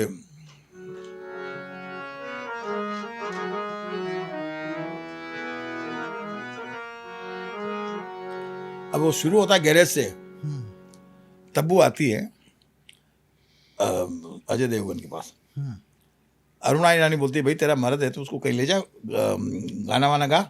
अच्छा। बोले ना तेरे को पिक्चर ले जा रहा है ना कहीं ले जा रहा है, तो हस्बैंड वाइफ कैसे? तो वो आके गाना गाती है, एक लड़का है हाय, एक लड़की है हाय, चुप चुप के मिलते हैं, क्या बातें करते हैं, सारा शहर ये जाने प्रेम दीवाने, अब नहीं दुनिया का। अब यहाँ तक उसका हो गया। हाँ, अब यहाँ से उदित आता है, हाँ, हम प्यार के दीवाने, बस दिल की बात माने रे, एक लड़की है। तो कुकू जी ने पहले ही बता दिया मुझे कि सर ये गाना मेरा, इन लोग पहले बजाएंगे अपने इंस्ट्रूमेंट, क्योंकि वो गैरेज में है, हाँ, हाँ, तो गैरेज में ढोलक तबला तो होगा नहीं, बिल्कुल। तो कोई पाना ले लेगा, कोई अपना उसका तसला ले लेगा, हाँ, हाँ, हाँ, कोई वो जो टायर के ऊपर जो ढकते हैं वो ले लेगा, स्टेफनी के ऊपर हाँ, जो होता स्टेफनी, है, हाँ। कोई बोनट बजाएगा। तो बोले मुझे साउंड वो ओरिजिनल साउंड चाहिए। तो हमने गाने का बाकायदा अच्छा। एटमॉस्फेयर जब क्रिएट किया, तो गैरेज के अंदर जो इंस्ट्रूमेंट होते हैं वो चाहिए, तो हम लोगों ने बाकायदा वो इंस्ट्रूमेंट लाए और वो साउंड क्रिएट किया, पाने वाने वो सब ला के बजाए हम लोग हाँ, स्टूडियो में। अच्छा। और उसके बाद में रन देकर सीधा फिर उदित शुरू होता है, हम क्या, तो सीधा स्विट्जरलैंड में। ओके। तो सिचुएशन होती थी, फिर उसके बाद में हम पूछते थे कि इसके बाद में क्या मूवमेंट दोगे। तो डांस मास्टर भी हमारे साथ बैठता था, राइटर बैठता था, डायरेक्टर बैठता था, प्रोड्यूसर बैठता था, और फिर हमारा अरेंजर बैठता था। तो हम लोग ये डिसाइड करते थे कि भाई अब हम यहाँ पे जैसे ये जाएगा, रन गया, रन के बाद में मुखड़ा शुरू हुआ, मुखड़े के बाद में हम सीधा सितार पे आ जाएंगे, सितार पे ये मूवमेंट आगे बाद में फिर हम वायलिन रन देके सैक्सोफोन ले लेंगे, या इलेक्ट्रिक गिटार ले लेंगे, या फ्लूट ले लेंगे। तो ये बाकायदा इंटरलूड म्यूजिक पे भी हमारी डिस्कशन होती थी, जो आज नहीं होती है। मैं समझता हूँ हमारे गाने के अंदर आप देखिएगा, जो भी गाने आप सुनेंगे, तो उस गाने में जहाँ शुरुआती जो फर्स्ट बीट से लेके गाना की एंड तक, आपको इंस्ट्रूमेंट से लेके, राइटिंग से लेके, गायकी से लेके, कोरस से लेके, ये हर चीज़ को आपको एक एक अलग अलग महकमे लगेंगे कि ये डिपार्टमेंट, ये डिपार्टमेंट, ये डिपार्टमेंट, अब ये जो आजकल की सिचुएशन में मिस है। आज कहीं से भी कोई कुछ भी बना लेता, क्योंकि दबदू दुबदू दादू दूदू चल रहा है। तो हमारे लिए बहुत प्लस पॉइंट था उस जमाने में। हमने सुना है कि ओले ओले गाने में पहले अभिजीत वो गाने को नहीं गा रहे थे, बाद में वो उनकी एंट्री हुई। हाँ, अभिजीत का नहीं था वो गाना, तो ऑलरेडी हाँ। दूसरे सिंगर ने गा चुका था। अभिजीत आया था एक गाना गाने के लिए, वो भी 3 लाइनें थी उसकी। अच्छा। वो था, लगी लगी है ये दिल की लगी, ना समझो इसे दिल लगी। तो अभिजीत बोला उस वक्त कि यार चाचा, क्योंकि सारे इंडस्ट्री के, समीर का चाचा हूँ तो सभी लोग मुझे चाचा ही बोलते थे। हाँ, तो बोलता थे चाचा यार, इतना मुझे ब्रेक दिया आर डी बर्मन ने आनंद ही आनंद में, इतना काम किया, फिर भी मुझे पहचान नहीं मिल रही। मुझे लगता नहीं कि मैं ज़्यादा दिन रुकूंगा, अच्छा। मेरे को लगता है वापस अपने गांव जाना पड़ेगा। बोला था कि एक गाना है, मगर मैंने गवाया है किसी से, तू गा दे, मैं कोशिश करूँगा तेरा रह जाए। अब साहब उस पर काफ़ी बहसें हुई हमारी गाने के बाद में। प्रेमिला चोपड़ा जी बोलती थी नहीं वो वही सिंगर रखो, मैं बोलता था नहीं अभिजीत रहेगा। तो ये हफ्ते दिन, 15 दिन, महीने, 2 महीने तक चलता रहा, जब तक ये गाना पिक्चराइज नहीं हुआ। तो एक दिन सिटिंग में हम लोग बातचीत कर रहे थे, इतने में यश जी आ गए। तो यश जी ने देखा कि दोनों कुछ खुशफुसा कर रहे, हमने चुप हो गए। जब से यश जी को देखा तो बोले नहीं क्या बात हो रही है आप लोगों में। मैं बोला नहीं ऐसे ही कुछ नहीं। तो प्रेम जी ने बोला यश मैं बोल रही हूँ कि वो पुराना वाला सिंगर सही है, दिलीप जी बोल रहे हैं अभिजीत सही है। तो यश जी की ग्रेटनेस देखिए, उन्होंने प्रेम जी से क्या कहा, प्रेम अपना फिल्म का म्यूजिक डायरेक्टर कौन है? बोले हाँ ये है दिलीप सेन समीर सेन। बोले जी हाँ। तो ये अथॉरिटी किसको है? सिंगर की, ये म्यूजिक डायरेक्टर को होती है। इनको पता है कि इनका गाना कौन अच्छा गा सकता है, तो हमको इनसे बहस नहीं करनी।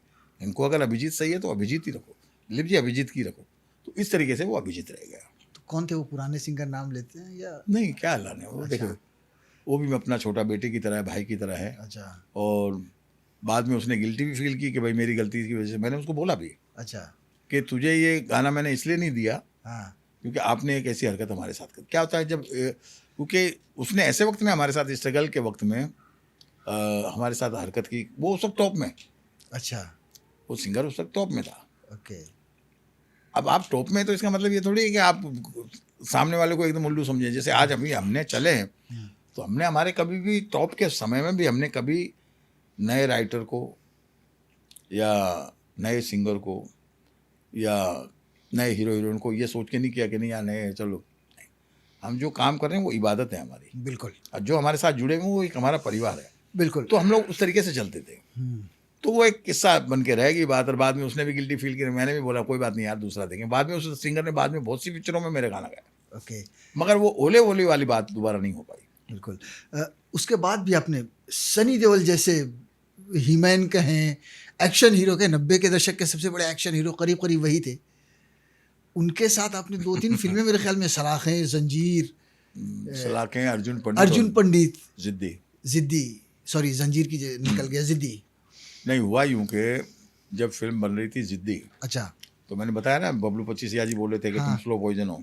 तो नेक्स्ट पिक्चर बन रही थी जिद्दी, हाँ। हकीकत के बाद। तो बबलू ने बोला गुड्डू म्यूजिक डायरेक्टर तो दिलीप सेन समीर सेन रहेगा। ओके। तो गुड्डू जी के साथ हम लोग उससे पहले एक पिक्चर कर चुके थे, तू चोर में सिपाही, हम्म जिसमें अक्षय और सैफ अली थे, तब्बू और वो लड़की प्रतिमा सिंह थी या सिन्हा थी, माला सिन्हा की लड़की। हाँ, प्रतिमा सिन्हा जी। प्रतिभा सिन्हा। तो वो कास्टिंग थी उसमें। गुड्डू धनवा जी डायरेक्टर थे और प्रोड्यूसर थे विक्रम जी, मेरे ख्याल से धर्म जी की जीजा जी। अच्छा। जिन्होंने प्रतिज्ञा बनाई थी। ओके। मैं जटी यमला पगला दीवाना हाँ, जो गाना हाँ, था ना, हाँ। उनकी वो पिक्चर थी पहले। बाद में उन्होंने ये तू चोर में सिपाही बनाई। तो खैर गुड्डू ने बोला मेरे को भी कंफर्टेबल हूँ, मैं दिलीप समीर अच्छा काम कर रहे हैं, करेंगे। मगर जब बात गई सनी के पास, तो सनी जी ने हमको निगलेक्ट कर दिया, रिजेक्ट कर दिया। बोला भाई देखो, बाकी तुम किसी को लोगों, मुझे कोई ऑब्जेक्शन नहीं है, मगर मुझे दिलीप समीर नहीं चलेंगे। ओके। तो उन दोनों ने पूछा क्यों, क्या वजह क्या? बोले नहीं यार उनका म्यूजिक मेरे को अभी तक समझ में नहीं आया, क्योंकि वो ओले ओले टाइप का गाना दे देंगे मेरे को और मैं डांस वांस करता नहीं हूँ, मुझे तो सॉफ्ट गाने चाहिए। तो वैसा म्यूजिक डायरेक्टर ढूंढो, किसी को लेना ले लो, मेरे को खाली उनको मत लो। अच्छा। क्योंकि वो उनका स्टाइल मेरे को समझ में अभी तक आया नहीं। जो भी बात हुई होगी, मैं ये समझ रहा हूँ जी। कि शायद उन्होंने ऐसा कहा होगा। उन्होंने बोला एक काम करते हैं सनी, हम कुछ गाने आपको सुनवाते हैं उनसे और फिर आप डिसाइड करना। अगर आपको समझ में नहीं आएगा तो फिर हम जो आप होगे ले लेंगे। बोले ठीक है। तो मुझे बबलू 25 जी ने, गुड्डू ने बोला कि भाई एक काम करो, हम लोग सब हैदराबाद में का शूटिंग कर रहे हैं, तो आपको हैदराबाद आना पड़ेगा। तो अब हम लोग उस वक्त फॉर्म में, अब फॉर्म में भी ऐसे कि हमारी जो डेटें हैं कि अगर आज एक प्रोड्यूसर को अगर हम छोड़ते हैं तो उसको 3 महीने के बाद में डेट मिलती थी। इतने बिजी थे हम लोग। इस तरीके से जैसे लोगों की होती है ना डेटें, हीरो लोगों की, वैसे हमारी डेटें थी, क्योंकि हमारी डेट हर एक रोज नहीं मिल सकती थी। अच्छा। तो मैंने बबलू जी को बोला, मैं बोला देखो बबलू जी, मेरे ये आपके यहाँ इस हिसाब से जाऊँगा तो मैं 2 दिन जाऊँगा, मेरे को ये 4 प्रोड्यूसरों का, जिनका बेचारों को गरीबों का काम लिया हुआ है, हाँ। मेरे लिए तो प्रोड्यूसर ही है, बड़ा बैनर हो या छोटा बैनर हो, मगर मेरे लिए प्रोड्यूसर है। अरे यार एडजस्ट कर लेना ना, हमारे गाने बाद में रिकॉर्ड कर लेना, हमारी डेटें इनको दे देना, तुम्हारे पास है ना हमारी डेटें ये। मैं बोला हाँ, तो आपकी डेटें हैं वो आगे। बोला वो डेटें इनको दे देना। मैं बोला ठीक है। तो हम मन मार के गए। अच्छा। पहली मरतबा हम काकोटिया होटल है एक हैदराबाद में, वहाँ इन लोग शूट कर रहे हैं। तो काकोटिया में उन्होंने एक सेट लगाया हुआ था जिसमें वो राज बब्बर का बंगला दिखाया गया है। अच्छा। और वो सनी देओल उसमें आग लगा के वो पूरी जलाता है और ऊपर वो राज बब्बर खड़ा देख रहा है। वो सीक्वेंस हो रही थी शाम। तो हम सुबह सुबह गए, 11-12 बजे पहुँचे बोले 6 बजे हमारा ब्रेक होगा तो सुना देना गाना, कुछ बना लो आप लोग। जी। कोई गाने हम लोगों ने तैयार नहीं किए हुए थे तब तक। ये बात होगी 12-1 बजे, हम लोग मैंने समीर राइटर और समीर सेन जी हम लोग बैठे हुए, बोले भैया हम तो खाना खा लिए, हम थोड़ा सोते हैं, अब हम 6 बजे ही उठेंगे। बोला तुम जाओ, मैं अपने काम पे बैठता हूँ। तो मैं, नींद आती नहीं थी मेरे को दोपहर में, तो मैं अपना बाजा लेके कुछ ना कुछ करने लगा। तो मैंने रफली ऐसा आइडिया 2-3 सोच के रख लिए। मैंने 5 बजे इन लोगों को उठाया, समीर राइटर को, समीर सेन को। मैं दोनों को बोला देखो ऐसा है, ये 2-3 मूड है मेरे पास। तो समीर ने उस पर एक पे मुखड़ा लिखा, एक पे दूसरे पे मुखड़ा लिख दिया। तो जैसे ही सनी जी आए तो हमने गाना सुना।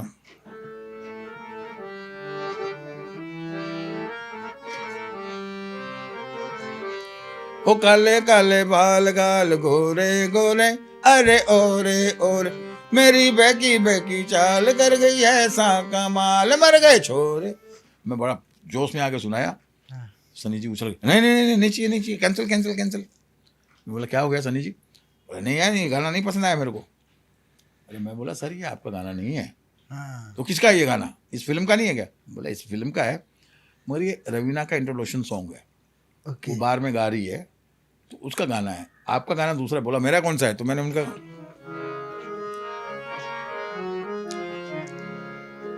हम तुमसे ना कुछ कह पाए, तुम हमसे ना कुछ कह पाए, हम तुमसे ना कुछ कह पाए, तुम हमसे ना कुछ कह पाए, लगता है डर ये बात दिल की, दिल में ना रह जाए, हम तुमसे ना कुछ कह पाए। जैसे ही सुना उन्होंने बोला गुड यार, एक्सीलेंट, बस दिलीप जी मेरे को इसी टाइप के गाने दीजिए। अच्छा। बोला ठीक है। अब गाने वाने हो गए हमारे सब। अब क्या हुआ कि बबलू जी और गुड्डू जी बोले यार दिलीप एक काम करो, सनी का इंट्रोडक्शन गाना दो। मैं बोला अच्छे खासे गाने रिकॉर्ड हो चुके हैं, अभी पिक्चर में निकलवाओगे क्या तुम? इंट्रोडक्शन तो है क्या तुम उसको? मेलोडी गाना है। बोला मेलोडी नहीं यार, कुछ डांस टाइप का सोचो। अब सनी जी के लिए डांस का गाना चाहिए। तो मैं समीर की तरफ देख के हंसा, मतलब क्या करना है? बोले सोचो। तो हम लोगों ने सोचा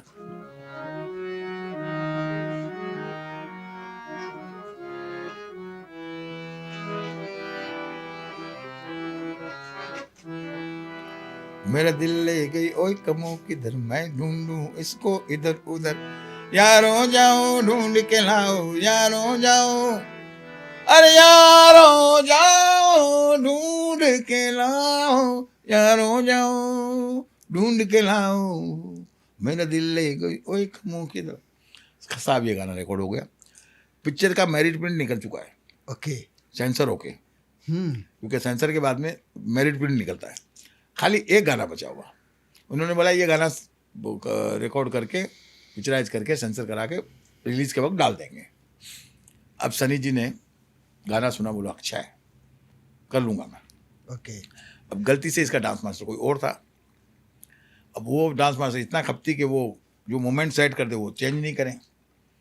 वो रोज़ जावे चेंबूर के आगे सेट लगा हुआ था, आर के तक जाके सनी वापस आ जावे, नहीं करना। अब क्या करें? तो फिर उन्होंने डांस डायरेक्टर चेंज किया। चिन्नी प्रकाश तो नहीं थे? शायद होंगे, मैं अच्छा। पता नहीं कौन थे वो सब, मैं याद नहीं है मुझे। हाँ। तो फिर गणेश जी आए, तो गणेश आचार्य जी, मेरा दिल ले गई ओए कमो किधर, मैं ढूंढूं इसको मेरा दिल ले गई ओ, यूं करके जो मूवमेंट दिए, तो आप यकीन मानिए वो गाना हिट हो गया, बहुत हिट हुआ। और सनी जी को भी लगा कि लोगों ने सीटियां बजानी शुरू की, लोगों ने आके बोला यार क्या डांस किया है आपने, वाह वाह वाह। नेक्स्ट पिक्चर हमारे आई सलाखें, तो सनी जी को पता चला कि गुड्डू धनवा डायरेक्टर है। हाँ। तो सनी जी का फ़ोन आया मेरे को, दिलीप जी क्या कर रहे हैं आप? मैं बोला सर आपके गानों पे बैठ। सर मैं आ रहा हूँ। मैं बोला क्योंकि सर क्या हो गया? नहीं एक गाना मेरे को चाहिए डांस वाला। अच्छा। मैं बोला डांस वाला गाना चाहिए? सनी देओल खुद से डांस वाला गाना मांग रहे हैं? वाह। तो आए सिटिंग रूम में बैठे, तो कौन सा गाना बनाए? तो मैं बोला आपके, ओ हसीना तेरी मोहब्बत को बता क्या नाम। तो बर्फ़ के अंदर वो पूरे खुले बदन हाँ, और खाली वो जीन्स पहनी हुई, ना नाम दूँ यूँ करके जो उनका स्टाइल है, हाँ, हाँ, हाँ। वो भी गाना हो गया। थर्ड पिक्चर हमने की अर्जुन पंडित, फिर फ़ोन आया, अच्छा। तो उसमें हमारा गाना था, ओए ओए हो कुड़ियाँ शहर दियाँ, लखपत पतंग मारे गोरा गोरा रंग, चल नागिन जैसी चाल, ओ कुड़ियाँ शहर दियाँ, ओए ओए ओ। ये गाना सुना, खुश हो गए। बोला इसमें कौन? मैं बोला सर इसमें आप हैं, जूही चावला है और दिलेर मेहंदी है। खैर बाद में वो गाने में पता चला कि वो दिलेर मेहंदी पे जूही चावला पे रहा है, सनी जी एंड में आते हैं। मगर पिक्चर को बहुत फर्क पड़ा। उसमें एक गाना जो हमारा था वो बड़ी ट्रिकी सिचुएशन थी। वो देखिए सिचुएशन है, आपको मैं बताता हूँ ना, आप लोग जो कहते हैं ना कि उस वक्त जो म्यूजिक हिट क्यों बनता था। अब राहुल रवेल साहब डायरेक्टर, वो बैठे हुए यूं, Dilip I want the hear songs climax. अच्छा वो इंग्लिश में बोलते हैं और उनको ये नहीं पता कि मेरी इंग्लिश बहुत पावरफुल है। तो Sunny come catch the girls take and go inside car rush zoom zoom villain Sunny now he's taking him come to yard railway। बोला इसके बाद then their fight and song। बोला ठीक है। वो अपना अंग्रेजी का झाड़ के निकल गए। जावेद साहब बैठे हुए, समीर सेन भी उठ के अपना दूसरा उनको, हाँ, क्योंकि बड़े आदमी है तो जाहिर सी बात है उनको। हाँ, मैं बोला जावेद साहब अब ये यहाँ पे फाइट भी दिखा रहे हैं, गोलियां भी चला रहे हैं, और ये लड़की इसको प्यार कर नहीं रही है, वो तो इससे नफरत करती है। मगर वो एक बात बोलते हुए गए थे राहुल रवेल जी कि सर इसमें जब सनी को गोली लगेगी तो लड़की टर्न होती है और वो इससे इश्क करने लग जाती है, उसका सॉफ्ट कॉर्नर शुरू हो जाता है। बोला एक बात तो समझ में आई कि इसमें ये जो लड़की चेंज होगी तो वहाँ कुछ ना कुछ ऐसा होना चाहिए, क्योंकि बैकग्राउंड से तो इम्पैक्ट आएगा नहीं। तो उन्होंने सही कहा, गाना तो होना चाहिए। तो जावेद साहब जी जनाब गाना तो डालना पड़ेगा, वो उनका सिचुएशन है। तो मैं बोला सर यार बनाएंगे क्या, अभी इतनी गोलियां चल रही है तो कौन हो सकता है। तो बोले काम करिए मैं मुखड़ा लिखता हूँ और आप उसको करिए। तो वो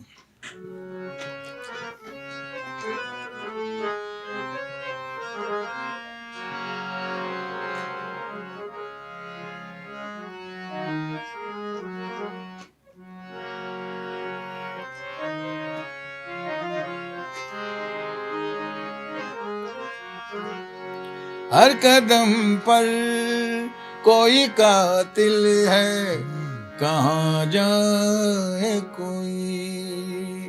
हर कदम पर कोई कातिल है, कहाँ जाए कोई।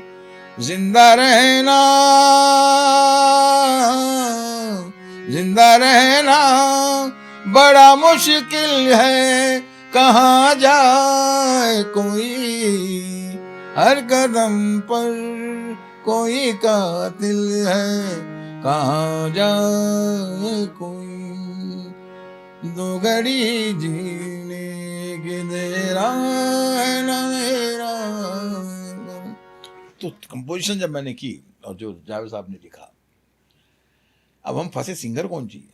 अच्छा, हम बोले यार सानूदा या उदित जी या सोनू निगम जी, सुखविंदर जी, सारे अच्छे सिंगर हैं। मैं बोला इसमें थोड़ा आदमी के तो एक पहाड़ी टाइप गर्जन वाली आवाज़ चाहिए जो कि मेलोडी भी हो और खुली आवाज़ हो। तो उस वक्त क्या था कि शंकर महादेवन जी मेरे यहाँ बहुत आते थे।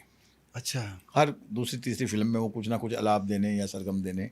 तो सुखविंदर जी और शंकर जी, खास उनका दोनों का एक अलग रेपो था मेरे यहाँ। अच्छा, तो मैंने शंकर महादेवन को फ़ोन किया। मैं बोला शंकर जी, बोला बेटा आ जाओ, एक प्यारा सा गाना है। उस वक्त तक संगीतकार नहीं थे ये। हाँ, हाँ, हाँ, तो मैं शंकर जी बोलता था। मैं बोला शंकर बेटा बहुत बढ़िया गाना है, मगर आपने अगर गा दिया तो ये गाना हिस्ट्री बन जाएगा। अच्छा, अरे सर आप देखिए, मैंने जो मेरे में है मैं पूरा जोर लगाऊंगा। मैं बोला बिल्कुल इसमें पूरा जोर चाहिए हमको। फिर वो आए, शंकर महादेवन जी, तो शंकर महादेव जी को मैंने गाना सुनाया। बोले सर ये तो रोमांटिक टाइप का गाना है। मैं बोला नहीं सर, इसमें रोमांटिक नहीं, मुझे इसमें आपके आलाप में इस तरीके से चाहिएगा अपने को, इस तरीके से सरगमे चाहिए अपने को। तो शंकर महादेव जी ने जो इस गाने को निभाया, आप यकीन मानिए कि क्लाइमेक्स एक तरीके से एक सिचुएशनली सॉन्ग बन गया वो। बिल्कुल। और पूरा पिक्चर को, जो पूरी पिक्चर चली है अर्जुन पंडित, उसको पूरा समेट के, बिल्कुल बिल्कुल। जो नफरत थी उस लड़की की, आप ये सोचिए कि पूरी पिक्चर में वो नफरत करते आ रही है, और वो 5-6 मिनट का गाना पूरी पिक्चर को टर्न कर देता है। आज भी कई लोग मुझे मिलते हैं और मुझे खुद कहते हैं कि यार वो अर्जुन पंडित का क्या क्लाइमेक्स होगा आपने बनाया। तो हम इस बात में आज भी मैं फिर से कहूँगा कि हम बड़े भाग्यशाली हैं कि हमें ऐसे लोगों के साथ काम करने का मौका मिला जो हमसे काम लेते थे, हमें काम करने के लिए समय देते थे, या हमें कुछ करने के लिए समय देते थे कि नहीं यार तुम टेक योर टाइम, आप जल्दबाजी हड़बड़ी में नहीं चाहिए जैसे आज चल रहा है। तो ये आज का मौका नहीं है। तो मगर बहुत खुश हैं हम, जितना हमने काम किया या जितना हमारे डायरेक्टरों ने या प्रोड्यूसरों ने हमसे काम करवाया, हम बहुत भाग्यशाली हैं इस मामले में। आपने एक फिल्म कोहराम भी की थी। जी हाँ। अमिताभ बच्चन वगैरह जी थे। जी वो फिल्म भी आउट एंड आउट कहते हैं ना, एक्शन ही फिल्म थी, जी जी। आतंकवाद के ऊपर। उसका म्यूजिक बनाना किस तरह मुश्किल था, या कहें? उनका म्यूजिक तो खैर हमने जो अमिताभ जी का जो डबल रोल तो नहीं कह सकते, मगर डबल किरदार था उसमें। हाँ, डबल किरदार था। तो उसमें एक तो उनका, एक नाना पाटेकर का एक गाना था हमारा, हम हैं बनारस के भैया, वो गाना चैलेंजिंग नहीं था हम लोगों के लिए, वो खुली सिचुएशन, ओपन सिचुएशन थी। हाँ, वहाँ एक गाना जो कोहराम के अंदर हमको जो सबसे ज़्यादा तकलीफ दिया, हाँ, क्योंकि ये पूरी पिक्चर लिख रहे थे बख्शी साहब, आनंद बख्शी साहब। आनंद बख्शी साहब।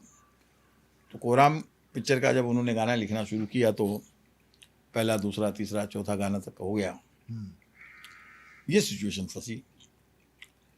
अब वो मेहुल कुमार जी बोले बख्शी साहब ये गुरुद्वारा में अमिताभ बच्चन आता है, हाँ, और मोना है, मतलब पहला सरदार है जो अपनी दाढ़ी मूछ कटा के मोना होके और गुरुद्वारा में सजदा करने आ रहा है। ओके। और वहाँ उसको उसकी वाइफ और बच्ची मिलती है, और वहाँ वो रागी गाना गाएंगे जो इन पे एक्सपोज होगा, तो ऐसा गाना चाहिए। तो बख्शी साहब ने बोला भाई क्या बनाए दो।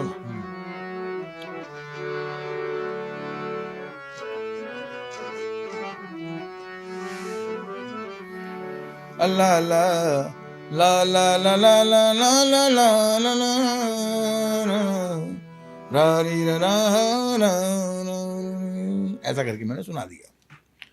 बख्शी साहब ने 2 मिनट मेरा चेहरा देखा, फिर मेहुल की तरफ देखा, और फिर 2 मिनट यूं कर, उनकी एक स्टाइल है, अच्छा, यूं यूं करके खास कर दोनों की तरफ देखने के बाद में बोला गाना अच्छा नहीं है, मुजरा है। अच्छा। तो मैं जैसे मुजरा बोला तो मेरे तो काटो तो खुल नहीं। मैं बोला यार बख्शी साहब ने ये क्या बोल दिया। एक तो बख्शी साहब अगर कोई चीज़ बोले वो पत्थर की लकीर होती है सामने वाले के लिए। बिल्कुल। अच्छा, मैं तो उनके दोस्त जैसा हो गया था, तो मैं थोड़ा हैरत में हो गया। मैं बोला ये अचानक इनको क्या हो गया कि अच्छे खासे गाने को ये और वो मुजरा बोल रहे हैं। अब मेहुल कुमार मेरी शक्ल देख रहा है, वो क्या सोच रहा है कि मैं मुस्लिम हूँ, तो ये मेरे को गुरुवाणी की बजाय मुजरा सुना रहे हैं। और दिलीप भाई ये क्या आप मुजरा सुना रहे हो, गुरुवाणी सुनाओ ना इनको। तो मैं बोला अब ये भी नहीं बोल सकता हूँ कि वो जानबूझ के बोल रहे हैं या गलत बोल रहे हैं। मैं बोला नहीं नहीं, वो उनको शायद साउंड वैसा कर रहा होगा, तो जब इस पे शब्द आएंगे तो हो जाएगा। बोले नहीं नहीं, ये धुन चेंज करो आप। मैं बोला ठीक है सर, दूसरे चेंज करेंगे। तो मैं उलझी तो निकल गया उस वक्त। फिर मैं बख्शी साहब को बोला, मैं बोला बख्शी साहब अगर गाना नहीं समझ में आए तो आप बोलते थे धुन अच्छी नहीं है या धुन इस सिचुएशन पे ठीक नहीं है, तो मुजरा बोलने का क्या मतलब था आपका? वो आदमी हमारे लिए क्या सोचेगा?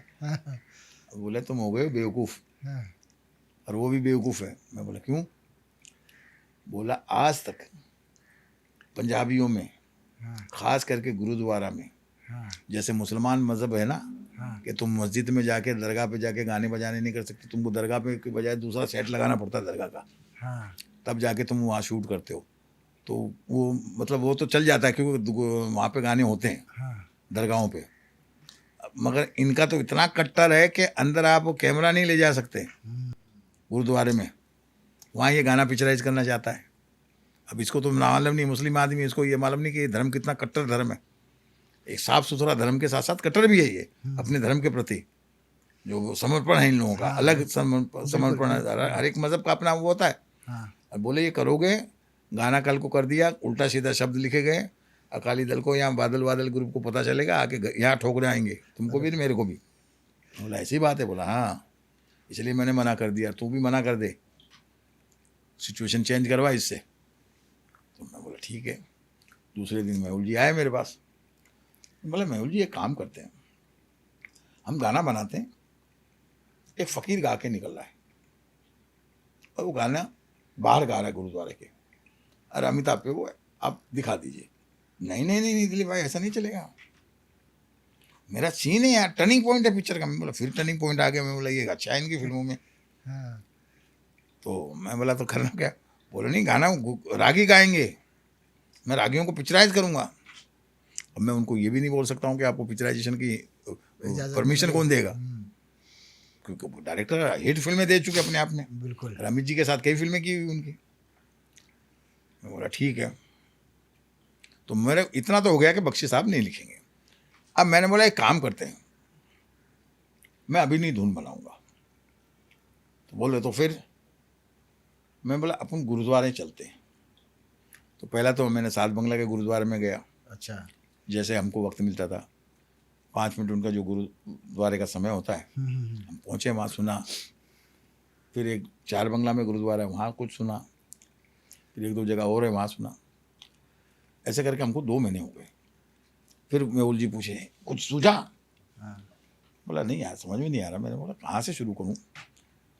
फिर मैं आखिर में हम लोग पहुँचे महाकाली के अंदर जाने से पहले, शेर पंजाब। शेर पंजाब में। शेर पंजाब में गुरुद्वारा है। उसमें मैं जब गया तो वो देखा मैंने, मीर भी गा रहे हैं, मीरा भी गा रहे हैं, कबीर भी गा रहे हैं। तो मैंने बोला यार ये गा तो सब कुछ रहे हैं। फिर मेरे को ध्यान में आया कि भैरवी राग में इन लोग गा रहे हैं, अब मेरी राग तो यहाँ सेट हो जाएगी। अच्छा। अब इसको लिखेगा कौन? मैं बोला गुरु धुन बन गई। मैंने उनको ये नहीं बोला कि वही धुन मेरी है, मैं बोला धुन बन गई। अच्छा सुनाऊँ? मैं बोला ऐसा नहीं सुनाऊंगा, मैं आपको कंपोज करके सुनाऊंगा। तो चलें बख्शी साहब। मैं बोला बख्शी साहब नहीं लिखेंगे इसको। बोले आपको कैसे मालूम नहीं लिखेंगे? हम पैसे दे रहे हैं उनको, कोई फ्री में थोड़ी लिखा रहे। मैं बोला वो लिखेंगे नहीं। मैं बोला अब इसको गाने को एक ही आदमी लिख सकता है। बोला वो कौन है? मैं बोला है देव कोहली साहब। तो हम गए देव कोहली जी के पास। मैं बोला देव जी सत श्री अकाल जी। ओ दिलीप जी आइए आइए, कैसे हैं क्या? मेहुल जी हो, मेहुल जी आइए, कैसे हैं क्या? मैं बोला सर एक गुरुवाणी लिखनी। हाँ लिख दीजिए जी। बोलो जी कैसी है वो? तो मैंने उनको सुनाया, ला ला ला रा रा रा रा रा रा रा रे रा रा रा। अच्छी है जी धुन, बहुत अच्छी है, बहुत अच्छा लिखा जाएगा। तो और क्या सिचुएशन है? तो मेरे मुंह से निकल गया। मैं बोला और सिचुएशनों के गाने हो गए हैं, रिकॉर्ड भी हो चुके हैं, खाली एक ही बचा है। वो किसने लिखे हैं? बड़े प्यार से उन्होंने पूछा। मैं बोला बख्शी साहब ने।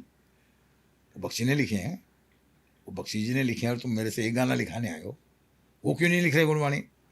बोले वो उनको ये मुजरा लग रहा है। बोले खैर मुजरा है या जो भी लग रहा हो, जब उन्होंने नहीं लिखना तो मैं भी नहीं लिखना। अच्छा। मैं नहीं लिखूंगा। अरे मैं बोला क्यों नहीं लिखोगे? बोले नहीं भाई वो हमारे सीनियर है, इतना बड़ा राइटर, अगर उसने कुछ बोला है नहीं लिखना तो नहीं लिखना। अरे मैं बोला, फिर बाद में मेरे को मजबूरन बोलना पड़ा। मैं बोला सर वो इस सिचुएशन की वजह से लिखना नहीं चाहते, वो डरे हुए ऐसे हैं, या जो भी मेरे को उस वक्त एक्सक्यूज़ करना था। बोला अच्छा ऐसा है, तो भी यार मैं नहीं लिखूंगा, क्योंकि एक गाने के लिए मैं क्रेडिट नहीं लेना चाहता। बख्शी साहब है। मैं बोला यार आप भी तो देव कोहली हो, आप भी कोई कम थोड़ी। बोले नहीं, क्योंकि इनका पहला गाना बहुत हिट हुआ था, गीत गाता हूँ मैं गुनगुनाता हूँ, लाल पत्थरिया ऐसी कोई पिक्चर थी, मैंने हंसने का वादा किया था कभी वो। तो ये पाए के राइटर थे। फिर अनाड़ी नंबर 1 मेरे साथ कर चुके थे वगैरह वगैरह, और इनके भी कुछ गाने चल चुके थे। फिर उन्होंने बोला एक काम करो मेरे को लेटर ला दो। तो बख्शी साहब को मैंने बोला, तो बख्शी साहब ने लेटर लिख के दिया कि भाई मुझे कोई ऑब्जेक्शन नहीं है। तब उन्होंने लिखा, हो बाबा नानक दुखिया दे नाथ मेरे, सर पे मेरे तेरा हाथ वे बाबा। जैसे उन्होंने मुखड़ा दिया, मैं बोला ये तेरी गुरुवाणी हिट है। मैं बोली देखो मेरे बाल खड़े हो गए। तो ये गाना जैसे ही रिकॉर्ड करने के लिए, अब इसको गाए कौन? हाँ, मैं ये बोला बात- यार अब गाने के लिए भी मैंने बोला रागी लाओ। हम्म, अब रागी हमने ढूंढना शुरू किया। तो घाटकोपर में एक रागी साहब मिले हमको, जो जरा क्लासिकल से वाबस्ता थे, क्योंकि इसको मुझे वो रागी चाहिए जो थोड़ा मेरी धुन को कैच भी कर ले और जो मुझे फील चाहिए उसमें, वो दे सके। क्योंकि गाने का जो मूड है उसमें क्योंकि अमिताभ बच्चन का जो पैथोज है वो भी दिखाना, या उनकी औरत को दिखाना, वहाँ बच्ची को दिखाना, और रागी का दिखाना, बाकी लोगों को भक्ति में दिखाना, तो ये पूरा भाव उसमें। तो हमने रागी बुलाया, रागी साहब को बिठाया। अच्छा, वो ऑर्केस्ट्रा के आदि नहीं, उनका बाजा लेके बैठने का, सोलो बैठने का। तो हमने क्या किया, सब कुछ छोड़ के एक डफ के साथ में उनकी वॉइस रिकॉर्ड की। पहले उनकी वॉइस रिकॉर्ड की, वॉइस रिकॉर्ड करके फिर उन पर हमने म्यूजिक डाला, ऑर्केस्ट्रा बाद में डाला वॉइस के ऊपर। वो रिकॉर्ड करके हमने अमृतसर भेजा, स्वर्ण मंदिर, वहाँ भेज के वो गाना उनको सुनवाया, अप्रूव कराया। अप्रूव वहाँ से हुआ, गाना अप्रूव होके आया, फिर वो सिचुएशन अप्रूव होके आई। फिर हमने गाना जो फिल्मों में भी गाया है वो ओरिजिनल रागी है। जो गा रहे हैं उसमें फिल्म में, वो कोई आर्टिस्ट, फिल्मी आर्टिस्ट नहीं है, वो ओरिजिनल उस गुरुद्वारे में रागी का ही काम करते हैं। अच्छा, तो ये सिचुएशन थी उसकी। तो मतलब बहुत, मैं आपसे ये कहना चाहता हूँ ना कि इतना आज का म्यूजिक डायरेक्टर या आज का डायरेक्टर इतना नहीं डीपली जाता, हमारे वक्त में इतना जाना पड़ता था। अब आप ये कह रहे हैं उसमें हम हैं बनारस के भैया में, हाँ,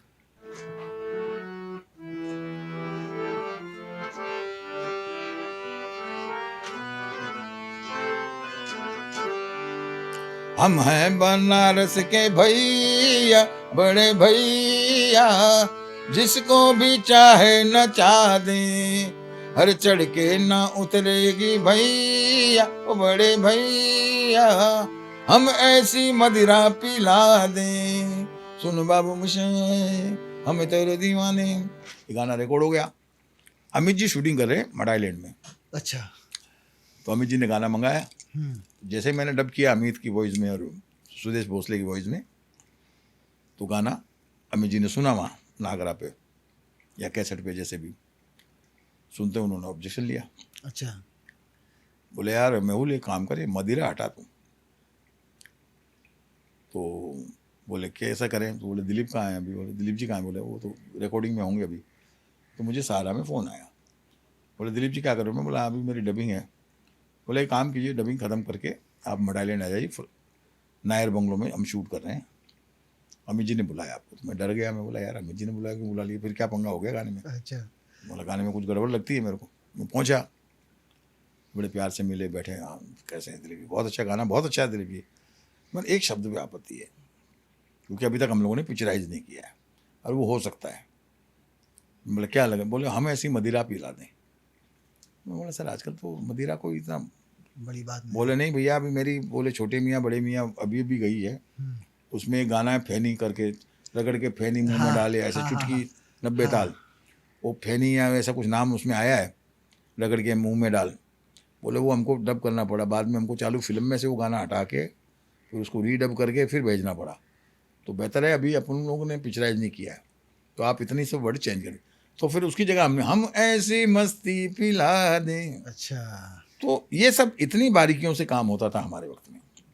और उसके बाद तो मदिरा पे ऐसा है कि 4 बोतल वोडका हनी सिंह जी ने जो दारू बेचना शुरू किया है, वो तो छोड़िए, बाप जाए भाड़ में, माँ जाए भाड़ में, सुबह तक पार्टी चलेगी, क्योंकि क्या गाने आए, गाली गलोच वाले।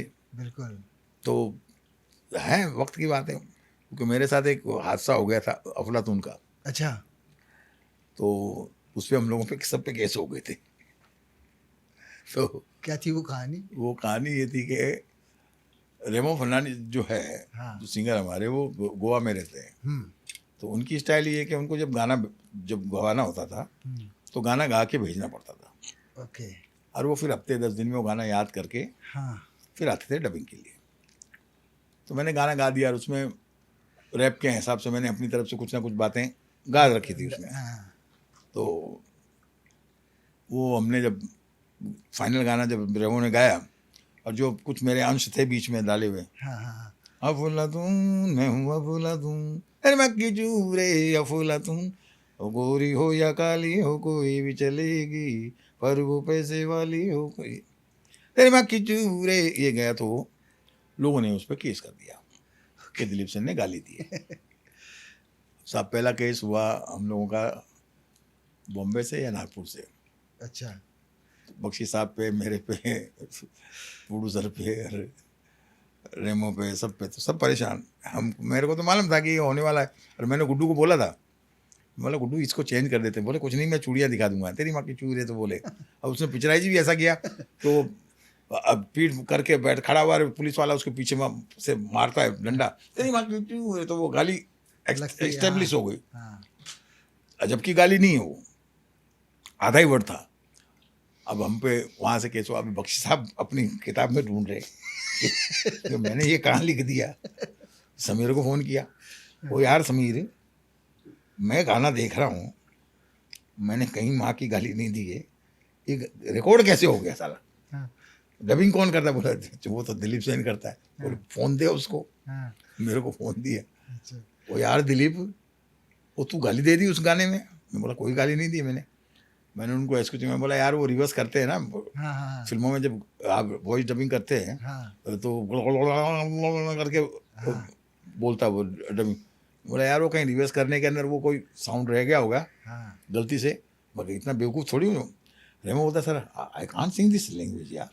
बोले मैं तो गाया नहीं, ये बीच में आवाज़ किसकी है। खैर अब हुआ यूँ कि सब जगह से हमको नोटिस आ गए। हाँ, बॉम्बे जो थी, हाँ, तो बॉम्बे जो कोर्ट ने जब वो गाना सुना हम्म, तो वीसीआर पे उनको गाना सुनाया गया। अच्छा, बॉम्बे कोर्ट ने बोला अच्छा खासा गाना चल रहा है, इसमें कहीं वल्गैरिटी दिख नहीं रही है, टाइटल सॉन्ग चल रहा है, अच्छे डांस में भी कोई फुहर बना नहीं है, कोई बेशर्मी नहीं है, ना कोई नंगे फुहर दिख रहे हैं, अच्छा खासा, नो कोई गाली नहीं, हटाओ। अच्छा, वो जैसे उन्होंने हमको क्लीन चिट दी तो हम ऑल ओवर इंडिया से छूट गए। ओके, तो इस तरीके के हादसे हुए। उसके बाद में तो फिर वो हनी ने जो गालियाँ देनी शुरू कर दी, हाँ, बाद में मैं बोला देखो ये होता है, हमने तो गलती से तेरी माँ के हाँ, चुप बोल तक बोल के चुप हो गए थे, हाँ, बाकी ये तो थे बाढ़ में जाए बाप और भाई, 4 बोतल लोड का, ये दिन मेरा रोज का, ये सब तो समय आता है। तो आजकल का माहौल ऐसा भी है, और हम लोग तो 90 के दशक में डरते थे कि इतना भी बोल दिया तो हालत हम लोगों की ख़राब हो गई थी। हमें एक चीज़ एज ए म्यूजिक डायरेक्टर, क्योंकि फिल्म एक बहुत बड़ा आईना है समाज का, बिल्कुल, आप जैसी छवि दिखाओगे लोग वो देखेंगे। वो देखेंगे, तो हमें ये नहीं भूलना चाहिए कि हम जो कर रहे हैं और जो पब्लिक हमको देखेगी वो उसको एक्सेप्ट करती है। जैसे अभी मेरा नवासा 4 साल का है, हाँ, वो टीवी देखते रहता है, तो हम कोशिश करते हैं टीवी में उसको पोएम की ज़्यादा करके, मगर वो कहीं ना कहीं से अपनी वो कहीं कुछ ना कुछ ढूंढ लेता है, तो हम इसको कार्टून दिखा देते हैं, कार्टून लगा ले। तो आज बच्चे बहुत शार्प हो गए हैं, बहुत जल्दी अडॉप्ट कर लेते हैं कि हिंदुस्तान में इतना खजाना है संगीत का कि आपको बाहर की म्यूज़िक की ज़रूरत ही नहीं। ज़रूरत ही बिल्कुल, यूँ हमारे पास इतने अलग अलग फोक हैं, अलग अलग वैरायटी के गाने हैं, इतने प्रांत हमारे, गुजरात का ले लो, महाराष्ट्र का ले लो, यूपी बिहार का ले लो, पंजाब का ले लो, राजस्थान का ले लो, बंगाल का ले लो, मद्रास का ले लो, उड़ीसा का ले लो, आप जहाँ का भी फोक लोगे एक अलग ही मूड है। अलग ही बिल्कुल। जी। बहुत बड़े बड़े गुनी राइटर्स के साथ आपने काम किया है। किन के साथ होता था ना कि यार इनके साथ मज़ा आता है, वो एक याराना माहौल। नहीं, याराना तो मुझे एक ही के साथ रखना पड़ता था, बख्शी साहब के साथ में। अच्छा, वो सीनियर थे, उनके साथ ही याराना रखना पड़ा। नहीं वो मगर एक अलग अलग आनंद था। एक वो थे रे क्या मेरे थे अपना इंदिवर साहब, अच्छा, इंदिवर जी को बड़ा, वो बहुत आशिक मिजाज थे, हम्म, और उनको कोई बात का अगर काम कराना हो ना, हाँ, वैसे जल्दी से लिखते नहीं थे। पंडित कमाल हीरोइन का को लगता, हाँ तूफान तूफान तूफान, क्या है, मतलब गाना मुखड़ा दे दो, अच्छा बैठो लिखो लिखो, हाँ, इस तरीके से उनको बताना पड़ता। बख्शी साहब को बुलाना होता था ना मुझे, क्योंकि वो महबूब में तो आ जाते थे, क्योंकि महबूब नज़दीक था उनके घर के, तो अपना बरमूडा पहन के आ जाते थे रिकॉर्डिंग। सहारा में नहीं आते थे, तो सहारा में बुलाने के लिए मुझे उन्हें कोई ऐसा बहाना बनाता था मैं, पंडित जी आ जाइए, ये माहौल होगा, वो माहौल, अच्छा आता हूँ फिर उनके लिए उनका शाम का माहौल बना के हाँ, एक एक दो दो ड्रिंक जो भी हमारे लोगों का स्टाइल होता है हाँ, करके, तो फिर उस तरीके से। बाकी तो देखिए, काम करने का जो फिल्म की जो असली राइटिंग जो थी, असद भोपाली साहब, बख्शी साहब और माया गोविंद, ये लोग जितना धुन को पकड़ के काम करते हैं, और असद भोपाली साहब ने जितना भी काम किया वो एकदम एक्यूरेट धुन के ऊपर होता था।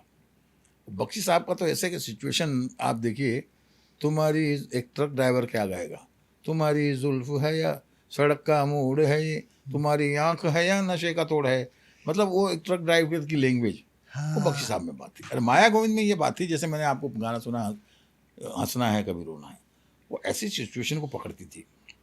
बाकी नीरज साहब अपने आप में कमाल के, फिर उसके बाद में समीर राइटर जी, अनजान, ये बहुत अच्छा है। बाकी सभी राइटरों ने जितनों ने भी मेरे साथ काम किया ना, सभी ने अपना बेस्ट देने की कोशिश की, और हम नसीब वाले हैं कि आज जो दिलीप सेन, समीर सेन को प्यार मिल रहा है, या अभी तक लोग जो हमको जानते हैं, बिकॉज ऑफ हमारे राइटर, हमारे सिंगर, हमारे डांस डायरेक्टर, हमारे एक्टर, हमारे प्रोड्यूसर, डायरेक्टर, ये सभी लोगों से मिलके एक हिट फिल्म और हिट गाने बनते हैं। तो 90 के दशक में आप वो सिंगर, अभी तो आपने राइटर की बात कर दी, सिंगर किनके साथ होता था कि बैठे और यूं बस, और जो चाहा वही मिल गया? नहीं, सिंगरों के साथ तो क्या होता था कि देखिए, जिस वक्त हम लोग अपकमिंग में थे, मतलब ऊपर आ रहे थे, जी, कुमार सानू जी का एक अलग एरा हो गया था, उदित जी का अलग था, सोनू निगम का अलग सपोर्ट था। अब बीच में कौन आ गए, हरिहरन या शंकर महादेवन या सुखविंदर, अब ये क्या कर रहे थे, ये जगह बनाने की कोशिश कर रहे थे। तो अब क्योंकि अमूमन गाने जो हैं, नदीम ने या आनंद मिलिंद ने, इन लोगों ने कुमार सानू को, अलका को पकड़ रखा था। इस तरफ उदित नारायण वगैरह आनंद मिलिंद के साथ में ही है, मेरे साथ में अभिजीत वगैरह सब, तो वो एक इधर एरा था। तो इन लोगों के लिए तो फिर मैंने सबसे पहले जो काम किया, हरिहरन जी के विषय में बताऊं मैं आपको, जी, मेरी फिल्म बन रही थी अपना ये हकीकत, अजय देवगन की। अजय देवगन की, तो एक गाना बाला सुब्रमण्यम के लिए हमने रखा था। तो हरी जी आए थे मेरा भजन गाने के लिए, अच्छा, तो मुझसे कहा कि यार चाचा, मैंने इतना क्लासिकल सीखा, इतने गुरु लोगों से तालीम हासिल करने के बावजूद अभी मुझे लोग बुलाते हैं तो या तो गज़ल गवाते हैं या भजन गवाते हैं। अब तुम भी जब बुलाते हो तो तीसरी में भजन गवाते हो, या अभी भी बुलाया तो भजन के लिए। यार क्या मेरी आवाज़ फिल्मी नहीं है? मैं बोला देखो, मैं बोला हरी जी, आप एक अलग पाए के सिंगर हो, आपकी अलग डिफरेंट वॉइस है, और आप बहुत अच्छे सिंगर हो, ऐसी बात नहीं है। बोले क्या यार, जब तक फिल्म में नहीं आऊँगा तब तक कुछ नहीं होना, ये भजन और गज़ल कब तक गाऊँगा? मैंने कहा देखो, अक्सर शूटिंग पे मेरी आवाज़ जाती है डबिंग के लिए, जब तक मेन सिंगर नहीं होता है, या सिंगर कभी कभी तो हमारे साथ ही हो जाते थे, ऑर्केस्ट्रा के साथ में रिकॉर्ड हो जाते थे, पर कभी कभी ऐसा होता था कि मेरे को गाना पड़ता था। तो मैंने कहा एक गाना है मेरा, वो बालू जी के लिए रखा है मैंने। अच्छा, तो बाला सुब्रमण्यम जी उस वक्त 2 पिक्चरें बना रहे थे, एक थी हलचल, एक थी छोटा चेतन। हलचल का वो गाना था, आवारा भंवरे जो होले होले गाय, काजोल और शायद प्रभुदेवा हीरो हीरोइन। हाँ हाँ हाँ, इसके प्रोड्यूसर थे बाला सुब्रमण्यम, तो वो एक्ट भी करते थे। तो बालाजी को टाइम नहीं था, वो जब आते थे तो एक साथ में सबकी डेटें रखते थे, ओके, तो 10 गाने 15 गाने उनके जमा हो जाते थे, फिर 2 या 3 दिन में वो सारे गाने के निपटा चले देते जाते थे। हाँ। तो हमने भी ऐसे ही सोचा था। तो मैंने कहा कहते भैया गाना तो है, कोशिश कर तू बालू की तरह गा दे, मैं भेजता हूँ, मगर तू डबिंग आर्टिस्ट के हिसाब से गाना, ये मत सोचना कि ये तेरा रहेगा। ओके, तो बोले क्यों इतना बुरा? मैं बोला बुरा की बात नहीं है, क्योंकि ऑलरेडी उन लोगों ने मेंटली प्रिपेयर हुए हुए, हाँ और प्रोड्यूसर डायरेक्टर के आगे हम जा नहीं सकते, और उन्होंने कहीं ना कहीं बालू जी से बात कर चुके हैं। ठीक बालू है। जी ने बोला है कि भाई मैं फलानी डेट को आके गा के चला जाऊंगा। वो गाना ऐसा था, दिल ने दिल से इकरार किया, हमने तुमसे तुमसे हाँ प्यार किया, जाने मन जाने बहा, आकर ले जी भर के प्यार, दिल ने दिल से इकरार किया। ये गाना था। अब ये गाना जैसे हमने उनसे कहा तो गाया उन्होंने। गाने के ये बाद में गाना शूट पे चला गया। जब उनकी पैकअप हुआ वहाँ से गाना, अच्छा मैंने 15 दिन के बाद में तो मुझे कोको कोहली जी का फ़ोन आता है, अच्छा यार दिलीप जी ये काम करो, वो लड़का जो है वो कौन सा था आपको? मैं बोला क्यों क्या हुआ? बोला नहीं वो जो दिल ने दिल से जिसने गाया है। मैं बोला हरिहरन। बोले उससे दोबारा डब करवा लो आप, मैं गाना भेजता हूँ आपको। तो उन्होंने पिक्चराइज गाना हमको भेजा। तो उस वक्त क्या VHS पे हम लोग हाँ हाँ देख लेते थे। सहारा में मेरा पूरी बुकिंग होती थी। हाँ तो हमने उसको दिखाया, तो मैंने हरी को फ़ोन किया। तो उस ज़माने में हमारे डेली रिकॉर्डिंग होती थी। मैंने हरी को फ़ोन किया, मैं बोला यार एक गाना है डब करना है, मैं सुबह 7 बजे आना पड़ेगा। तो वो हंसने लग गया, क्या दिलीप भाई आप बात करें, 7 बजे कोई डबिंग होती है क्या? मैं बोला मेरा डे नाइट काम चल रहा है भैया, मेरे यहाँ रात होती भी नहीं है। वैसा फैक्ट था कि अभी हमने दिन में जिस प्रोड्यूसर का काम किया, रात को दूसरे प्रोड्यूसर का काम शुरू हो जाता था। कोई वायलिन बच गया या कोई कोरस बच गया, वो हम लोगों को कंप्लीट करके देना पड़ता था। तो शिफ्टें होती थी रिकॉर्डिस्टों की। वो सुबह 12 से लेके 9, 10, 11, 12 बजे तक सतीश रहता था, उसके बाद में पटेल आ जाता था और दूसरे बच्चे आ जाते थे। तो इस तरीके से हमारा काम चलता था। खैर आया वो, आने के बाद में बोला मुबारक हो, ये गाना तेरा हो गया साहब। उसने जो दिल से गाया वो हरी का सबसे पहला एडॉप्ट किया हुआ गाना था। उसके बाद में तो फिर रहमान साहब के उसके सारे गाने हिट हुए। बिल्कुल फिर उसने फिर इतिहास में मेरे गाने गाए, जिद्दी में गाए, फिर 1-2 और भी जगह गाने गाए। तो हरी जी के साथ ये बड़ा अच्छा अनुभव रहा हमारा। पुराने सिंगर्स में जैसे रफ़ी साहब थे, किशोर साहब थे, आपको मन्ना डे साहब थे, इनको किस तरह से आप सुनते हैं और याद करते हैं? देखिए मैं आपको एक बात बता दूं कि रफ़ी साहब से हमारे एक पारिवारिक संबंध था, क्योंकि मेरे पिताजी का जो सेकंड पिक्चर थी दायरा, उसमें उनका एक गाना था, देवता तुम हो मेरा सहारा, मैंने थामा है दामन तुम्हारा। फिर उसके बाद में मेरे बड़े भाई साहब की नव कल्पना नव रूप से रचना रची जदनार की। तो इस तरीके से हमारे परिवार से उनकी वाबस्ता थी और एक अच्छे ताल्लुकात थे। और किशोरदा की जहाँ तक बात है, किशोरदा वो मेरी एक फिल्म थी सुरमा भोपाली, वो गाना गाने वाले थे। अच्छा मगर उस दौर में ही उनकी थोड़ी तबीयत नासाज हो गई थी, तो वो खंडवा चले गए थे। जगदीप को बोल के गए यार मैं जगदीप मैं गा नहीं पाऊंगा, मैं इस वक्त थोड़ा रेस्ट के लिए खंडवा जा रहा हूँ। फिर हमने मोहम्मद अजीज से गवाया था वो गाना। अच्छा तो देखिए वो जो सिंगर हो चुके हैं ना, जिस तरीके से मैं म्यूजिक डायरेक्टरों में ये इनको अपनी स्कूल मानता हूँ, लक्ष्मीकांत प्यारेलाल जी, शंकर जयकिशन, नौशाद साहब, खयाम साहब, सारे वैसे सिंगरों की ये स्कूल है। क्योंकि ना मुकेश दोबारा पैदा हो सकता, ना रफ़ी साहब हो सकते, ना किशोरदा, ना मन्ना डे साहब। बिल्कुल बाकी ये जितने बच्चे आए या जो भी आगे आने वाले हैं, ये समय की रिक्वायरमेंट पूरी कर रहे हैं। जो समय चल रहा है हाँ बिल्कुल उसकी रिक्वायरमेंट पूरी कर रहे हैं। मगर जो एक कहते हैं ना कि लंबे रेस के, हाँ उसमें मैं मेरे 90 वाले सिंगरों को कह सकता हूँ, सोनू निगम जी, कुमार सानू जी, अभिजीत है, उदित है, नितिन मुकेश जी हैं। ये जो 4-5 आवाज़ें हैं, ये ऐसी हैं जो ये जब चाहे जितने भी सिंगर आ जाएं, मगर 90 के दशक के सिंगरों को याद करेंगे। बिल्कुल तो इन लोगों ने भी अपनी एक जगह बनाई। आप भी का फैमिली जो आपका घराना है म्यूजिक का ही है, ढोल का आपके खानदान से बड़ा हाँ। रिलेशन है हिंदी फिल्म इंडस्ट्री में लाने का, हाँ। थोड़ा सा उसके बारे में बताइए ना। देखिए मेरे पिताजी 20 के दशक में 1900 20 1920-1915 के दशक में रेडियो कलकत्ता पे काम करते थे अच्छा। As a singer, as a jaltarang player और पखावज प्लेयर। और वहाँ ही उसी दौर में वो टैगोरदा के यहाँ भी एक क्लासिकल सुगम संगीत सिखाने जाया करते थे। तो वंदे मातरम सबसे पहले मेरे पिताजी ने गाया था रेडियो में। ओके। वहाँ से हुआ यूँ कि अंग्रेजों को जब पता चला कि कौन आदमी जो रेडियो में गा रहा है, पता लगा उसका, तो पिताजी को किसी ने बोल दिया कि जमाल साहब, सैन साहब बोलते थे उनको, बोले सैन भाई आपको अंग्रेज ढूंढ रहे हैं। तो वैसे ही कलाकार थोड़ा सा भावुक और डरपोक होता है। हाँ। वो भाग के उस दौर में लाहौर चले गए। अच्छा। वहाँ उनकी पहचान हुई गुलाम हैदर साहब से। तो गुलाम हैदर साहब ने मेरे पिताजी को एज ए असिस्टेंट रख लिया। तो पिताजी ने सबसे पहले ढोलक जो है हाँ। फिल्मों में बजाना उन्होंने ही शुरू किया ओके।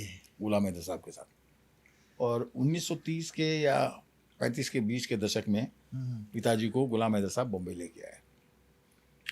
तो कई साल उन्होंने एज ए म्यूजिशियन काम किया और उनको पहला ब्रेक दिया केदार शर्मा जी ने, जो राज कपूर साहब के गुरु रहे हैं। केदार शर्मा जी ने पहली फिल्म मेरे पिताजी को दी थी शौकिया, जिसमें प्रेमनाथ, सुरैया और ये थे हीरो हीरोइन। फिर सेकंड पिक्चर उनको मिली दायरा, कमाल अमरोही साहब की। फिर भगवान दादा की रंगीला, फिर मनचली, पतित पावन, आला उदल, अमर शहीद, कई पिक्चरें की। 15-20 पिक्चर करके उन्होंने ज़्यादा काम नहीं कर पाए। सेम मेरे भाई साहब के साथ हुआ। उन्होंने मृत तृष्णा की, फिर फिल्मी माहौल देख के उनको समझ में नहीं आया, क्योंकि हमारे परिवार में, क्योंकि हम लोग रहे हैं गुरु टाइप के, मतलब हम लोग, हमारी जो असली में हम लोग टीचर हैं संगीत के, तो वो एक मेंटली हमारी जो है प्रिपेयर, हमारा वो रहता था कि स्वाभिमान भी दिगे नहीं, और हमारी जो संस्कृति है वो भी हमारी कायम रहनी चाहिए, और हमारा संगीत भी हमारा कायम रहना चाहिए। अब फिल्मों में क्या है कि आपको सिचुएशन के हिसाब से काम करना होता है, थोड़ा सच झूठ वाली भी बातें रखनी पड़ती है, थोड़ा कॉमर्शियल भी बनना पड़ता है। उन लोगों ने नहीं कहा, तो समीर जी इसीलिए इंटरेस्ट नहीं लेते थे। तो मेरे पिताजी ने भी ज़्यादा फिल्मों में काम नहीं किया, मगर इंस्ट्रूमेंट लाने वाले मेरे पिताजी ढोलक, और इसको पॉपुलर करने वाले गुलाम मोहम्मद साहब। तो गुलाम मोहम्मद साहब और मेरे पिताजी नंबर 1 प्लेयर थे ढोलक के, जिन्होंने फिल्म लाइन में इंट्रोड्यूस किया। हमारे एक संगीतकार थे बप्पी दा, ये पूरा वो सोने वोने का गहना पहना करते थे। आपकी भी जो वेशभूषा हम देखते हैं, ये हार मालाएं एक चीज़ है, दूसरी चीज़ आपको मैं देख रहा हूँ एक चेन जो गले में पहनी है 786 उस पर लिखा हुआ है। आपने जो अंगूठी पहनी है उस अंगूठी में ओम लिखा है। थोड़ा सा इसके पीछे का रहस्य बताइए, या अपने जो फैंस हैं उनको बताइए क्या है ये एक्चुअल। देखिए, सर्वधर्म सम्मान हमारा हिंदुस्तान है। बिल्कुल। यहाँ हर धर्म का रिस्पेक्ट है। हम जहाँ आज भी हम रहते हैं वहाँ हिंदू मुस्लिम हम लोग सब एक होके रहते हैं। बिल्कुल। और हमारे हिंदुस्तान की सबसे बड़ी पहचान ही पूरी दुनिया में है कि हम हिंदू मुस्लिम सिख ईसाई एक साथ में दिखते नज़र आते हैं, काम में भी और रहने में भी, पहनावे में भी। हम चाहे कुछ भी पहने, कुछ भी खाएं, मगर कुछ ऐसे फंक्शन होते हैं जो हम एक दूसरे के शेयर करते हैं। चाहे होली दिवाली को वो आते हैं, ईद बकरा ईद को हम आते हैं, या जो भी होता है। हाँ। और रही बात मेरी, हाँ। तो कहीं ना कहीं मैं आपको एक बात बता दूं कि हम हिंदुस्तानी हैं। इस पे हमें गर्व नहीं, मतलब अभिमान भी होना चाहिए। गर्व अपनी जगह होगा कि हम हिंदुस्तानी, मगर अभिमान इसलिए होना चाहिए क्योंकि इतनी पावन धरती, इतने कलर और इतनी अनेकता में एकता अगर कहीं मिलेगी तो वो सिर्फ हिंदुस्तान है। बिल्कुल। कल्चर वाइज, पहनावे वाइज, जोहर वाइज, कलाकार वाइज, जोहर वाइज, मतलब जो योद्धा हुए हैं, हाँ। जो हमारी पद्मिनी जी, रागनी जो हुई हैं, हाँ। वीरांगनाएं जो हुई हैं, वो सिर्फ आपको हिंदुस्तान में देखने को मिलेगी। तो इतने रसों में आप पैदा होने वाले और आप हिंदुस्तान में पैदा हुए हैं, तो कहीं ना कहीं, जैसे मैं शिव का भक्त हूँ, जाति से मैं मुस्लिम हूँ, मेरा असली नाम दीन मोहम्मद है, मगर लोग मुझे दिलीप सेन के नाम से ही जानते हैं। अब आप एक जगह आके आप हमको कबीरपंथी भी कह सकते हैं। जब मुझसे कोई ज़्यादा बहस करता है कि यार तुम मुस्लिम भी और तुम शंकर को भी मान रहे हो, तुम चर्च में भी करते हो, तो मैं बोला देखो भाई, मेरा गाना बजाने का धंधा है, मेरा भजन आज भी चलता है।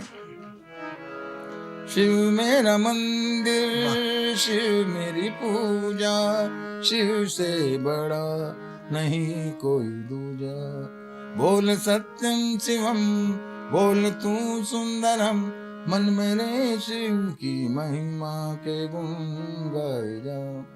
अब ऐसे ही मैंने गाना बनाया था।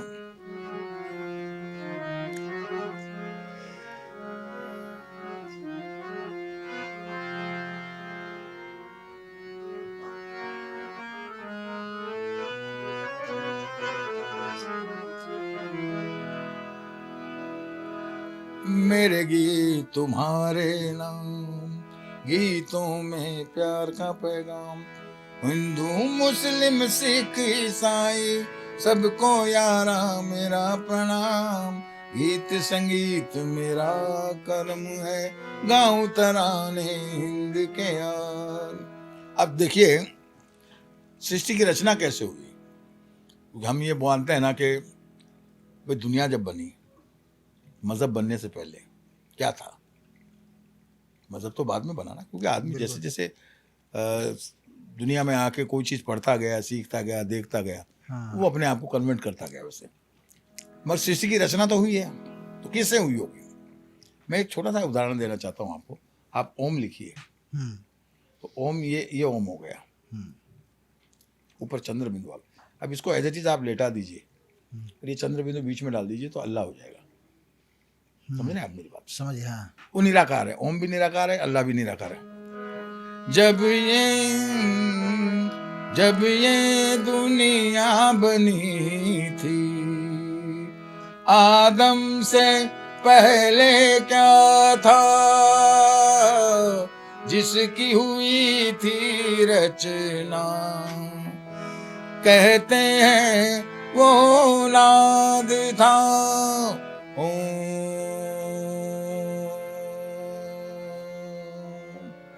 हरि ओम। अल्लाहु अकबर, अल्लाहु